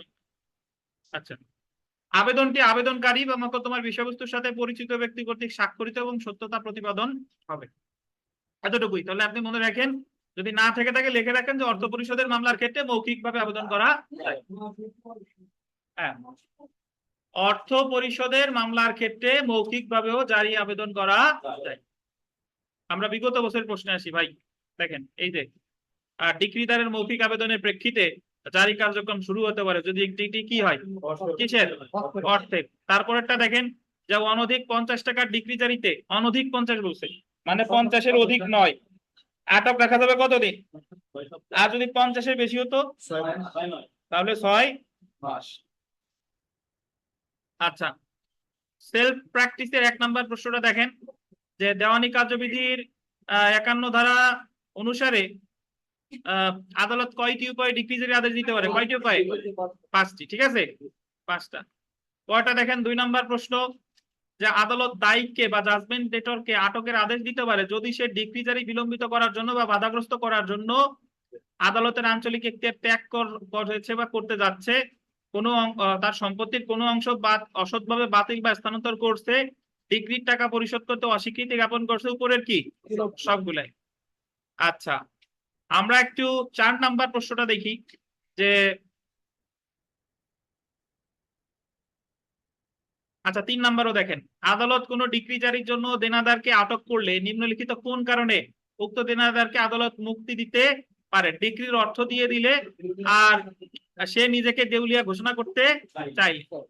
আচ্ছা, 4 নাম্বারটা দেখেন, যে ডিক্রি জারির জন্য আটককৃত দেনাদার কতদিনের মধ্যে নিজেকে, আন্ডারলাইন করবেন, দেউলিয়া ঘোষণা করবে বলে জামানত দিলে আদালত তাকে মুক্তি দিতে পারে?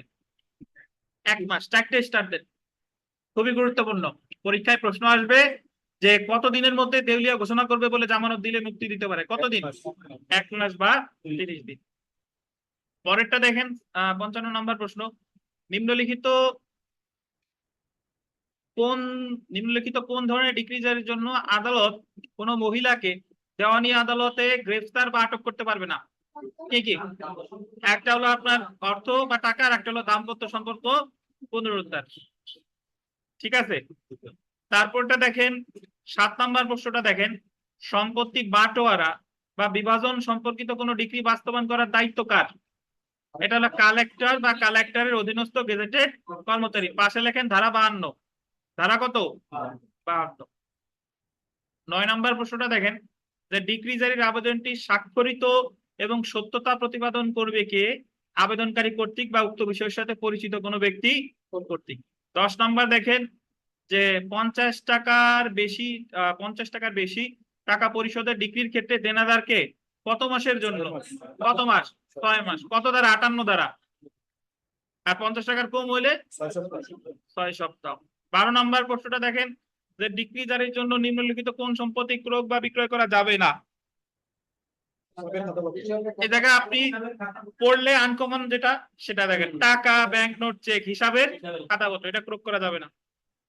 তারপরে 13 নাম্বারটা দেখেন যে ডিক্রি জারির জন্য নিম্নলিখিত কোন সম্পত্তি ক্রয় বা বিক্রয় করা যাবে। সরকারি পেনশন, চাষির বাসগৃহ, ব্যাংক নোট, হিসাবের খাতা, কোনটা? Bank note. মুখস্থ করা লাগে না, এমনি কয়েকবার রিডিং করলে একটা ধারণা হয়। 14 নম্বর দেখেন কোন ধরনের ডিক্রি জারির ক্ষেত্রে মৌখিক আবেদন করা যায়। কোন ধরনের ভাই, কোন ধরনের?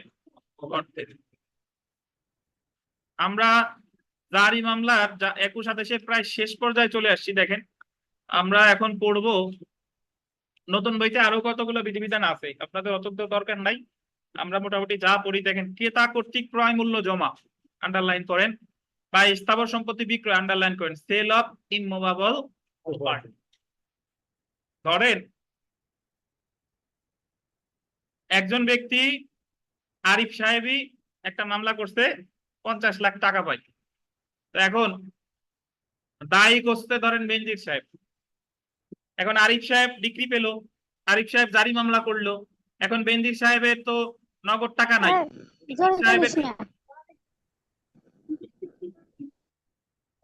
বেনজির সাহেবের জমি আছে, জমি আছে। এখন আদালত তাহলে ওই 50 লাখ টাকাটা আদায় করবে কিভাবে? জমি বিক্রি করে। জমি আগে ক্রয় করবে, তারপরে কি বিক্রি করবে, অথবা ক্রয় ছাড়া বিক্রয়। এখন যখন বিক্রি করলে এমনি এমনি তো বিক্রি করে না, একটা কিসের আয়োজন করে? নিলামের। নিলামের আয়োজন করলে সেখানে তো ওই জমিটা আবার একজন কি কিনবে না। ওই নিলামের আয়োজন করলে, জারি মামলায় যে নিলামের আয়োজন করলো, ক্রেতা কিভাবে কিনবে, কত % টাকা দিতে হবে, কয় দিনের মধ্যে দিতে হবে, সেই বিধিবিধান গুলো করবো। ধরেন বেনজির সাহেবের জমি নিলামে তুললো, এখন এটা কিনতে চাই ধরেন হৃদয় সাহেব, তাহলে এখন এটা কিভাবে কিনবে? দেখেন ক্রেতা কর্তৃক, এই যে দেখেন ক্রয় মূল্য জমা, আন্ডারলাইন করেন। তার আগে গোল দিবেন স্থাবর সম্পত্তির, গোল দেন। নিলাম বিক্রয় হওয়ার সাথে সাথে ক্রেতা ক্রয় মূল্যের গোল দিবেন 25% টাকা নিলাম পরিচালনাকারী কর্মকর্তার নিকট প্রদান। এখানে প্রশ্ন আসে যে স্থাবর সম্পত্তি নিলামের ক্ষেত্রে ক্রেতা নিলামের কত % টাকা জমা দিবে? ধরেন ওই জমিটা যদি 50 লাখ টাকা দিয়ে হৃদয় সাহেব ক্রয় করে, নিলামে উনি জয়লাভ করছে, উনি, তাহলে 50 লাখ টাকা হলো যে ক্রয় করলো, তাহলে জমা দিতে হবে 50 লাখ টাকার কত %? 25%। বুঝেন কিনা? 50 লাখ টাকার 25%। বুঝতে পারছেন? আচ্ছা, এরূপ অর্থ প্রদানে ব্যর্থ হলে তৎক্ষণাৎ উক্ত সম্পত্তি পুনরায় নিলাম হবে। 21 27 কত বিধি? 84 বিধি, 3টে স্টার দেন। তাহলে আমার এই জায়গায় মনে রাখেন যে স্থাবর সম্পত্তির নিলামে যে ওই সম্পত্তিটা কিনলো তাকে তৎক্ষণাৎ টাকা দিতে হবে কত %? 25%। এই মেটাবো হ্যাঁ, যার কাছ থেকে না, নিলামে তো আয়োজন করছে কি? আদালত। আদালত যাকে দিতে সেটা হলো পরের কথা। নিলাম আয়োজন করছে আদালত, আদালতের কাছে ওই মুহূর্তে দিতে হবে কয় টাকা? সে কিনছে, সে কিন্তু মামলার ডিক্রিদারও না, দায়িকও না। সে ডিক্রিদারও না, দায়িকও না, সে তো ওই যে নিলামের ক্রেতা। তাহলে সে ক্রয় করার সাথে সাথে যদি তো এমন হয় যে সে নিলামে 50 লাখ টাকা দিয়ে জমিটা কিনছে, তাহলে তার সাথে সাথেই 50 লাখ দেওয়া লাগবে না, সাথে সাথে দেওয়া লাগবে কত? 25%। তাহলে পরীক্ষায় প্রশ্ন আসবে যে স্থাবর সম্পত্তির নিলাম ক্রেতা ক্রয় করার সাথে সাথে কত % জমা দেবে?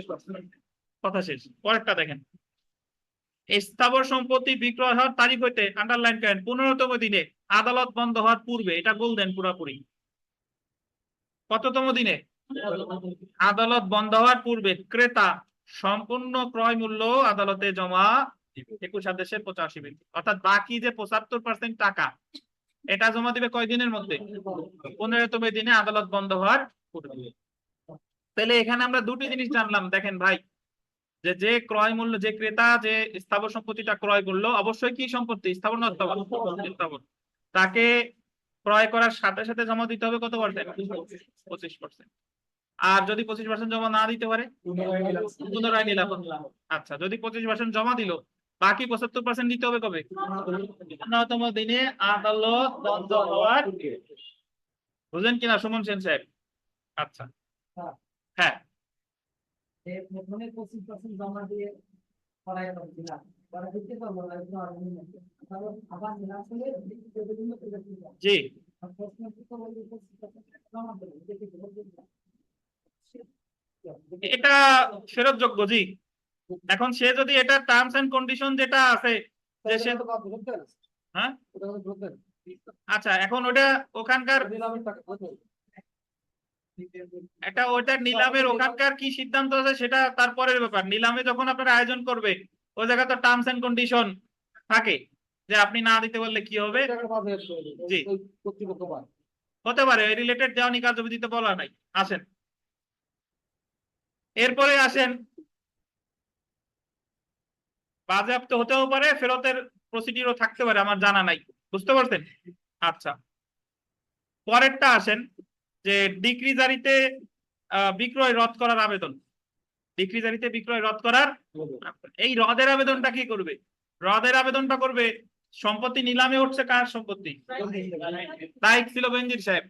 বেনজির সাহেবের কাছে মনে হয়েছে যে যে নিলামটা আয়োজন করছে এই নিলামে প্রতারণা ছিল, বা এই নিলামটা ঠিকঠাক ভাবে অনুষ্ঠিত হয়নি। তার সম্পত্তির দাম 1 কোটি টাকা, কিন্তু উঠছে কয় টাকা? 50 কোটি টাকা। তাহলে এই জায়গায় নিলাম রদের আবেদন করবে কে ভাই? দায়িক। যার সম্পত্তি নিলামে উঠলো সে। দেখেন দেওয়ানি কার্যবিধির আন্ডারলাইন করেন 21 আদেশের গোল দিবেন 89 বিধির অধীনে ডিক্রি জারিতে বিক্রয় রদ করার আবেদন করা যায়। তাহলে বিক্রয় রদের আবেদন কে করে? দায়িক। যার সম্পত্তি নিলামে উঠলো সে। কত বিধিতে? 89 বিধিতে। ক্রেতা কিনলো বা টাকা দিল 84-85 বিধি, 84 আর 85। আর যার সম্পত্তি নিলামে উঠলো সে বিক্রয় রদের আবেদন করবে কততে? 89। ধন্যবাদ। পরেরটা দেখেন, ডিক্রি জারিতে কোন গোল দিবেন স্থাবর সম্পত্তি, অবশ্যই কি সম্পত্তি? বিক্রয় করা হলে উক্ত নিলাম বিক্রয় তারিখ হইতে গোল দিবেন 30 দিনের মধ্যে বিক্রয় বাতিলের আবেদন করা যায়। তামাদি আইনের গোল দিবেন 166 অনুচ্ছেদ। তাহলে এখানে আমরা আরো একটা প্রশ্ন পেলাম যে নিলাম যদি হয়ে যায় তাহলে নিলাম বাতিলের আবেদন করবে কয় দিনের মধ্যে? 30 দিনের মধ্যে। কত তো বলছে? তামাদি আইনের 166 অনুচ্ছেদ। তাহলে দেখেন আমি একটু ধাপে ধাপে বোঝাই যে নিলাম যে ক্রেতা সে 25% টাকা জমা দিবে নিলাম শেষ হওয়ার সাথে সাথে, 84 বিধি, 84 বিধি। আর বাকি টাকা জমা দিবে 15তম দিনে। কত বিধি? 85 বিধি। আচ্ছা, যে যার সম্পত্তি নিলামে তোলা হলো সে যদি মনে করে যে নিলামটা বাতিল বা রদের আবেদন করবে তাহলে করবে 30 দিনের মধ্যে। কত বিধি? 89 বিধি। তামাদি আইনের কত অনুচ্ছেদ?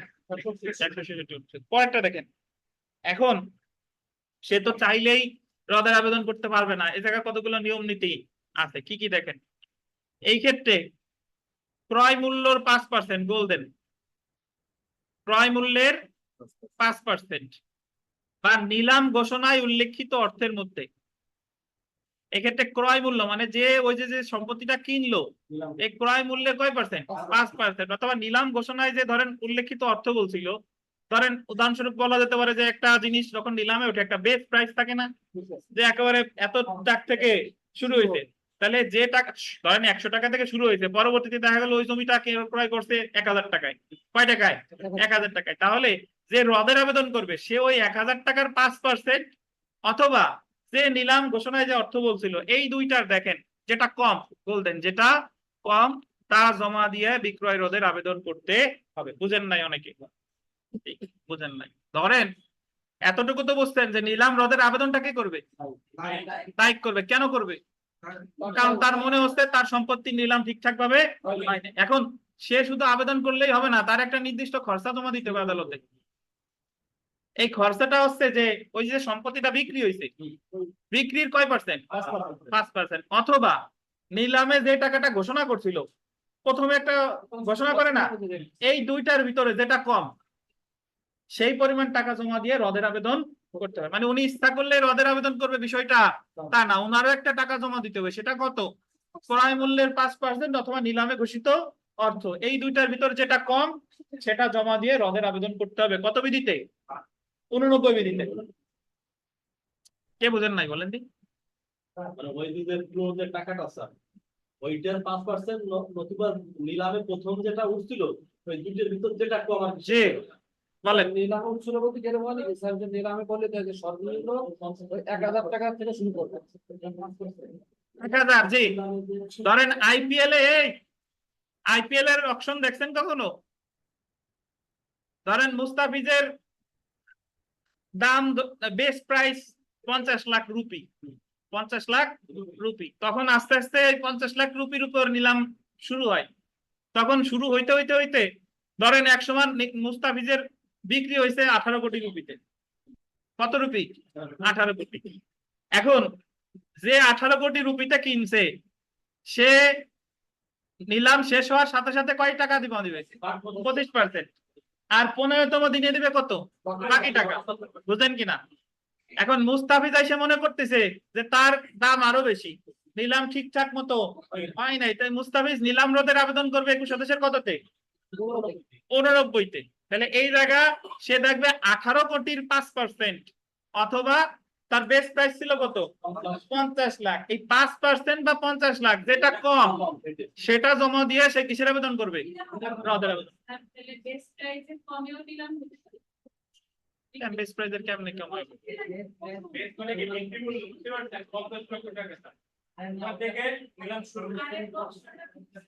হ্যাঁ বলেন। স্যার তার বেস্ট প্রাইস ছিল 50 লাখ, হ্যাঁ কিন্তু নিলাম বিক্রি হলো 18 কোটি। 18 কোটি বলছে। তাহলে যে বেস্ট প্রাইস থেকে ওই বললেন না যে দুইটার ভিতরে যেটা কম, হ্যাঁ বেস্ট প্রাইসের নিচে তো আর কখনো নামে না। 50 কোটির যদি 5% আচ্ছা, আপনি যেটা তাহলে ওই 40 লাখ হবে 50। আচ্ছা আপনি শুনেন, বেস্ট প্রাইসের নিচে তো বলতেছি না, তার বিক্রি হয়েছে কততে? 18 কোটি। তাহলে এই জায়গা বলছে 18 কোটির 5%, অথবা তার বেস্ট প্রাইস ছিল 50 লাখ। এই দুটোর ভিতর দেখবে কোনটা কম, যেটা কম সেই পরিমাণ টাকা জমা দিয়ে তাকে রদের আবেদন করতে হবে। তাহলে তো প্রশ্নটা আমি দেখি না, বেস্ট প্রাইসের উপরেই তো সবসময় বিক্রি হয়। যেটা বিক্রি না করে যদি এই জায়গা বিক্রির কথা আপনি ভাবতেছেন কেন বলেন? এটা সে রদের আবেদন করতেছে।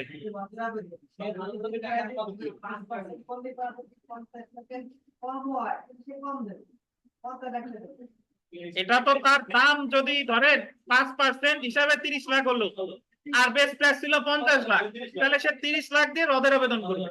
এমন না যে 30 লাখে তার বিক্রি হয়ে যাচ্ছে। এটা তো রদের আবেদন করতেছে কে? মুস্তাফিজ। সে চাচ্ছে যে আমার দাম আরো বেশি। 5% যদি 60 লাখ হয় তাহলে 50। বুঝেন কিনা আসমা কেন? নিলাম যেটাই হ্যাঁ আর যেটা বেস্ট প্রাইস, হ্যাঁ যেটা কম, এই কথা আর সাথে কোনো অপশনই নাই, কারণ নিলাম বিক্রি হলে সবসময়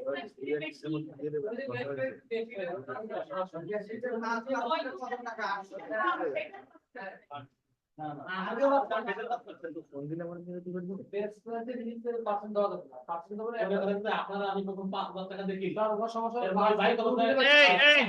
আমার কথা শুনেন, আপনি ঠান্ডা মাথায় চিন্তা করেন। ভাই সবাই একটু থামেন।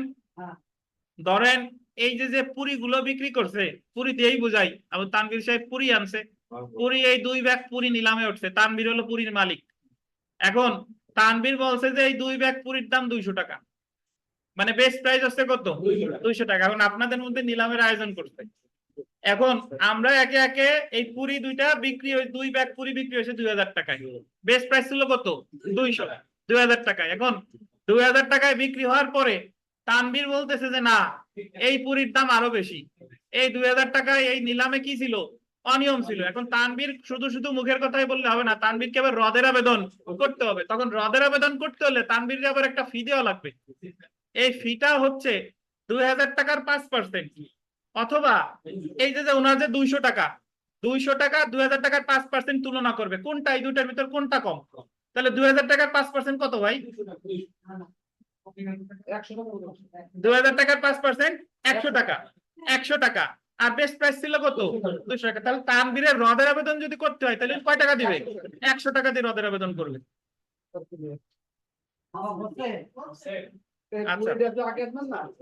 আচ্ছা দেখেন, যাই হোক ভাই, দেখেন দেখেন দেখেন, এই আমরা প্রায় শেষ পর্যায়ে আসি। দেখেন ডিক্রি জারিতে কোনো স্থাবর সম্পত্তি নিলামে বিক্রয় হলে উক্ত নিলাম রদের জন্য গোল দিবেন 90 বিধির অধীন আবেদন করা যায়। 89তেও আবেদন করা যায়, আবার কি 90তেও আবেদন করা যায়। এখন 89 সাথে 90 পার্থক্য কি দেখেন। 90তে বলতেছে, আন্ডারলাইন করেন, নিলাম প্রচার বা পরিচালনায় গুরুত্বপূর্ণ গোল দিবেন অনিয়ম বা প্রতারণা থাকে। কি থাকে? তানভীর যদি বলে যে আমার পুরীর দাম আরো বেশি, এই জায়গায় অনিয়ম বা প্রতারণা আছে, তাহলে সে আবেদন করবে 89তে না 90তে? 90তে। যদি অনিয়ম বা প্রতারণা থাকে তাহলে কততে? 90তে। এবং আবেদনকারীকে যদি 22 ধারায় নোটিশ দিতে ব্যর্থ হয়। এখন আপনার কাছে মনে হইতে পারে, আপনি একটা জিনিস দেখেন যে 90তে আবেদন করবো নাকি 89তে। 89তে আবেদন করলে আমার কোনো অনিয়ম প্রতারণা দেখানোর দরকার নাই, আমি শুধু রদের আবেদনই করবো, বাট ওই ক্ষেত্রে আমার টাকা দেওয়া লাগে কত? 5% অথবা নিলামে ঘোষিত অর্থ। কিন্তু 90তে যদি আমি আবেদন করি তাহলে আমার কোনো টাকা পয়সা দেওয়ার দরকার নাই। এই জায়গায় আমি দেখাচ্ছি কি আমার নিলাম পরিচালনার কি ছিল? অনিয়ম বা প্রতারণা ছিল। বুঝেন কিনা? 89তে দেওয়া লাগতেছে আমার টাকা, আর 90তে আমার টাকা দেওয়া লাগতেছে না, বাট আমার কি দেখাইতে হবে? অনিয়ম বা প্রতারণা। দেখেন, যদি আবেদনকারী প্রমাণ করতে পারে যে নিলাম প্রচার এবং পরিচালনায় গুরুত্বপূর্ণ অনিয়ম, আন্ডারলাইন করেন ইংলিশটা, ম্যাটেরিয়াল ইরেগুলারিটি, ম্যাটেরিয়াল কি বা প্রতারণা গোল দিবেন ফ্রড ছিল, তাহলে আদালত উক্ত নিলাম রদ করতে। তো যদি আপনাকে বলে যে ম্যাটেরিয়াল ইরেগুলারিটি এবং ফ্রডের কারণে নিলাম রদ করা হয় 21 আদেশের 89 না 90? আর 5% বা ক্রয় মূল্য জমা দেওয়া লাগে 89 না 90? বুঝেন কিনা? পুরি ঠান্ডা হয়ে যাবে, আমরাও ঠান্ডা হয়ে যাচ্ছি প্রায় শেষ দান। জেনে রাখা ভালো, দেখেন যে 89 এবং 90 বিধির অধীন নিলাম বিক্রয়ের তারিখ হইতে গোল দিবেন 30 দিনের মধ্যে বিক্রয় বাতিলের জন্য আবেদন করতে হবে। আপনি 89তে যান অথবা 90তে যান, সময় কয় দিন? 30 দিন। কত অনুচ্ছেদ? 166। 166। বুঝতে পারছেন? আচ্ছা, 89 বা 90 বিধির অধীন আন্ডারলাইন করেন, বিক্রয় রোধের কোনো আদেশ দিলে an order setting aside a sale বা বিক্রয় বাতিল করা আবেদন প্রত্যাখ্যান, refusing an application to set aside a sale করে কোনো আদেশ দিলে উক্ত আদেশ হলো গোল দিবেন আপিলযোগ্য আদেশ, উভয় ক্ষেত্রে আপিল করা যায়। অর্থাৎ এই 89 আর 90 বিধির অধীন মঞ্জুর করুক বা না মঞ্জুর করুক, এটা কি আপিলযোগ্য আদেশ। একটু তীর চিহ্ন দিয়ে লেখেন বিধি 92। বিধি 92, আপিলযোগ্য আদেশ অ্যাকচুয়ালি 92 বিধি। মানে 89তে আবেদন মঞ্জুর বা না মঞ্জুর করুক না কেন, আদেশটা দেয় 92 বিধিতে। আদেশটা কততে? তাহলে আপিলযোগ্য আদেশ 21 আদেশের কত বিধি? 92 বিধি। 21 আদেশের 92 বিধি। মানে 89তে আবেদন মঞ্জুর করুক বা না মঞ্জুর করুক, ডিসিশনটা দেয় কততে? 92তে। সো আপিলযোগ্য আদেশ হচ্ছে কত? 92। আমরা প্রায় শেষ প্রান্তে। আমি একটু যদি আপনাদের এই বিষয়গুলো আবার বলি, যে নিলামের ক্ষেত্রে যে সম্পত্তিটা ক্রয় করলো তার ক্ষেত্রে প্রযোজ্য 84-85 বিধি। ক্রয় মূল্যের 25% টাকা জমা দিবে ইনস্ট্যান্টলি, আর 15তম দিনে দিবে বাকি টাকা। এই 25%-এর কথা বলা আছে 84 বিধি, আর বাকি টাকার কথা বলা আছে কত? 85। এখন যার সম্পত্তি নিলামে বিক্রয় করা হলো সে রদের আবেদন করে 89 আর 90। 89তে রদের আবেদন করলে আমার কোনো কারণ দেখানো লাগবে না, বাট আমার টাকা জমা দিতে হবে 5% অথবা নিলামে ঘোষিত ক্রয় মূল্যের 5% অথবা নিলামে ঘোষিত অর্থ, এই দুইটার ভিতর যেটা কি কম। আর 90তে আমার টাকা পয়সা দেওয়া লাগতেছে না, বাট কি দেখানো লাগবে? Material irregularity and fraud. এবং এই ক্ষেত্রে উভয় ক্ষেত্রে আবেদন করতে হবে 30 দিনের মধ্যে। 166 অনুচ্ছেদ। আর 89 তামাদেইন 166 অনুচ্ছেদ। আর 89 বা 90 এই দরখাস্ত মঞ্জুর হোক বা না মঞ্জুর হোক, এটা হচ্ছে কি আদেশ? আপিলযোগ্য আদেশ। কত বিধিতে? তাহলে 92 বিধি হলো কি আদেশ? আপিলযোগ্য আদেশ। বিগত বছর প্রশ্ন আসেন। ডিক্রি জারি মূল্যে কোনো সম্পত্তি নিলামে বিক্রি হলে বিক্রির তারিখ হতে কতদিনের মধ্যে জমা দিতে হবে? কয়দিন? 15 দিন। ওই যে বাকি টাকা জমা দিতে হবে কয়দিন? 15 দিন। তারপরে দেখেন the code of civil procedure 1908 এর অর্ডার কত? 21। বিধি কত? নিলাম রদের জন্য কি প্রমাণ করতে হবে? এই জায়গা প্রমাণ করতে লাস্টে দেখেন material irregularity or fraud in publishing or conducting auction. ঠিক আছে? আচ্ছা, পরেরটা দেখেন ডিক্রি জারিতে বিঘ্ন সৃষ্টি। এটা আমরা অলরেডি পড়ে ফেলেছি। ডিক্রি জারিতে যদি কেউ বাধা দেয়, দেওয়ানি কারাগারে আটক রাখবে কতদিন? 30 দিন। এবং 74 ধারায় যে কথা আছে সেই বিধানটা আছে 21 আদেশের কত বিধি? 98। 98 এই যে দেখেন 74 ধারা অনুসারে ডিক্রি জারি মামলার কার্যক্রমে বিঘ্ন সৃষ্টিকারী দায়ীকে 30 দিন পর্যন্ত দেওয়ানি কারাগারে আটকের জন্য দেওয়ানি আদালতে আদেশ দিতে পারে। অন্যদিকে আন্ডারলাইন করবেন 21 আদেশের 98 বিধিতে বলা হয়েছে স্থাবর সম্পত্তি দখলে দেনাদার বা জাজমেন্ট ডেটর বাধা দিলে আদালত উক্ত সম্পত্তি দখলে রাখার নির্দেশ দিতে পারে ও দেনাদারকে অনধিক 30 দিন পর্যন্ত দেওয়ানি কারাগারে আটক রাখার আদেশ দিতে পারে। তাহলে বিগত বছরের প্রশ্ন যদি আমরা দেখি, দেখেন যে 1 নম্বর প্রশ্ন যে ডিক্রি জারি মামলার কার্যক্রমে বিঘ্ন সৃষ্টিকারী দায়ীকে কতদিন পর্যন্ত কারাগারে আটক রাখা যায়। আর এই জায়গায় মোটামুটি যে প্রশ্ন আছে এগুলো ইনশাআল্লাহ আপনারা পারবেন।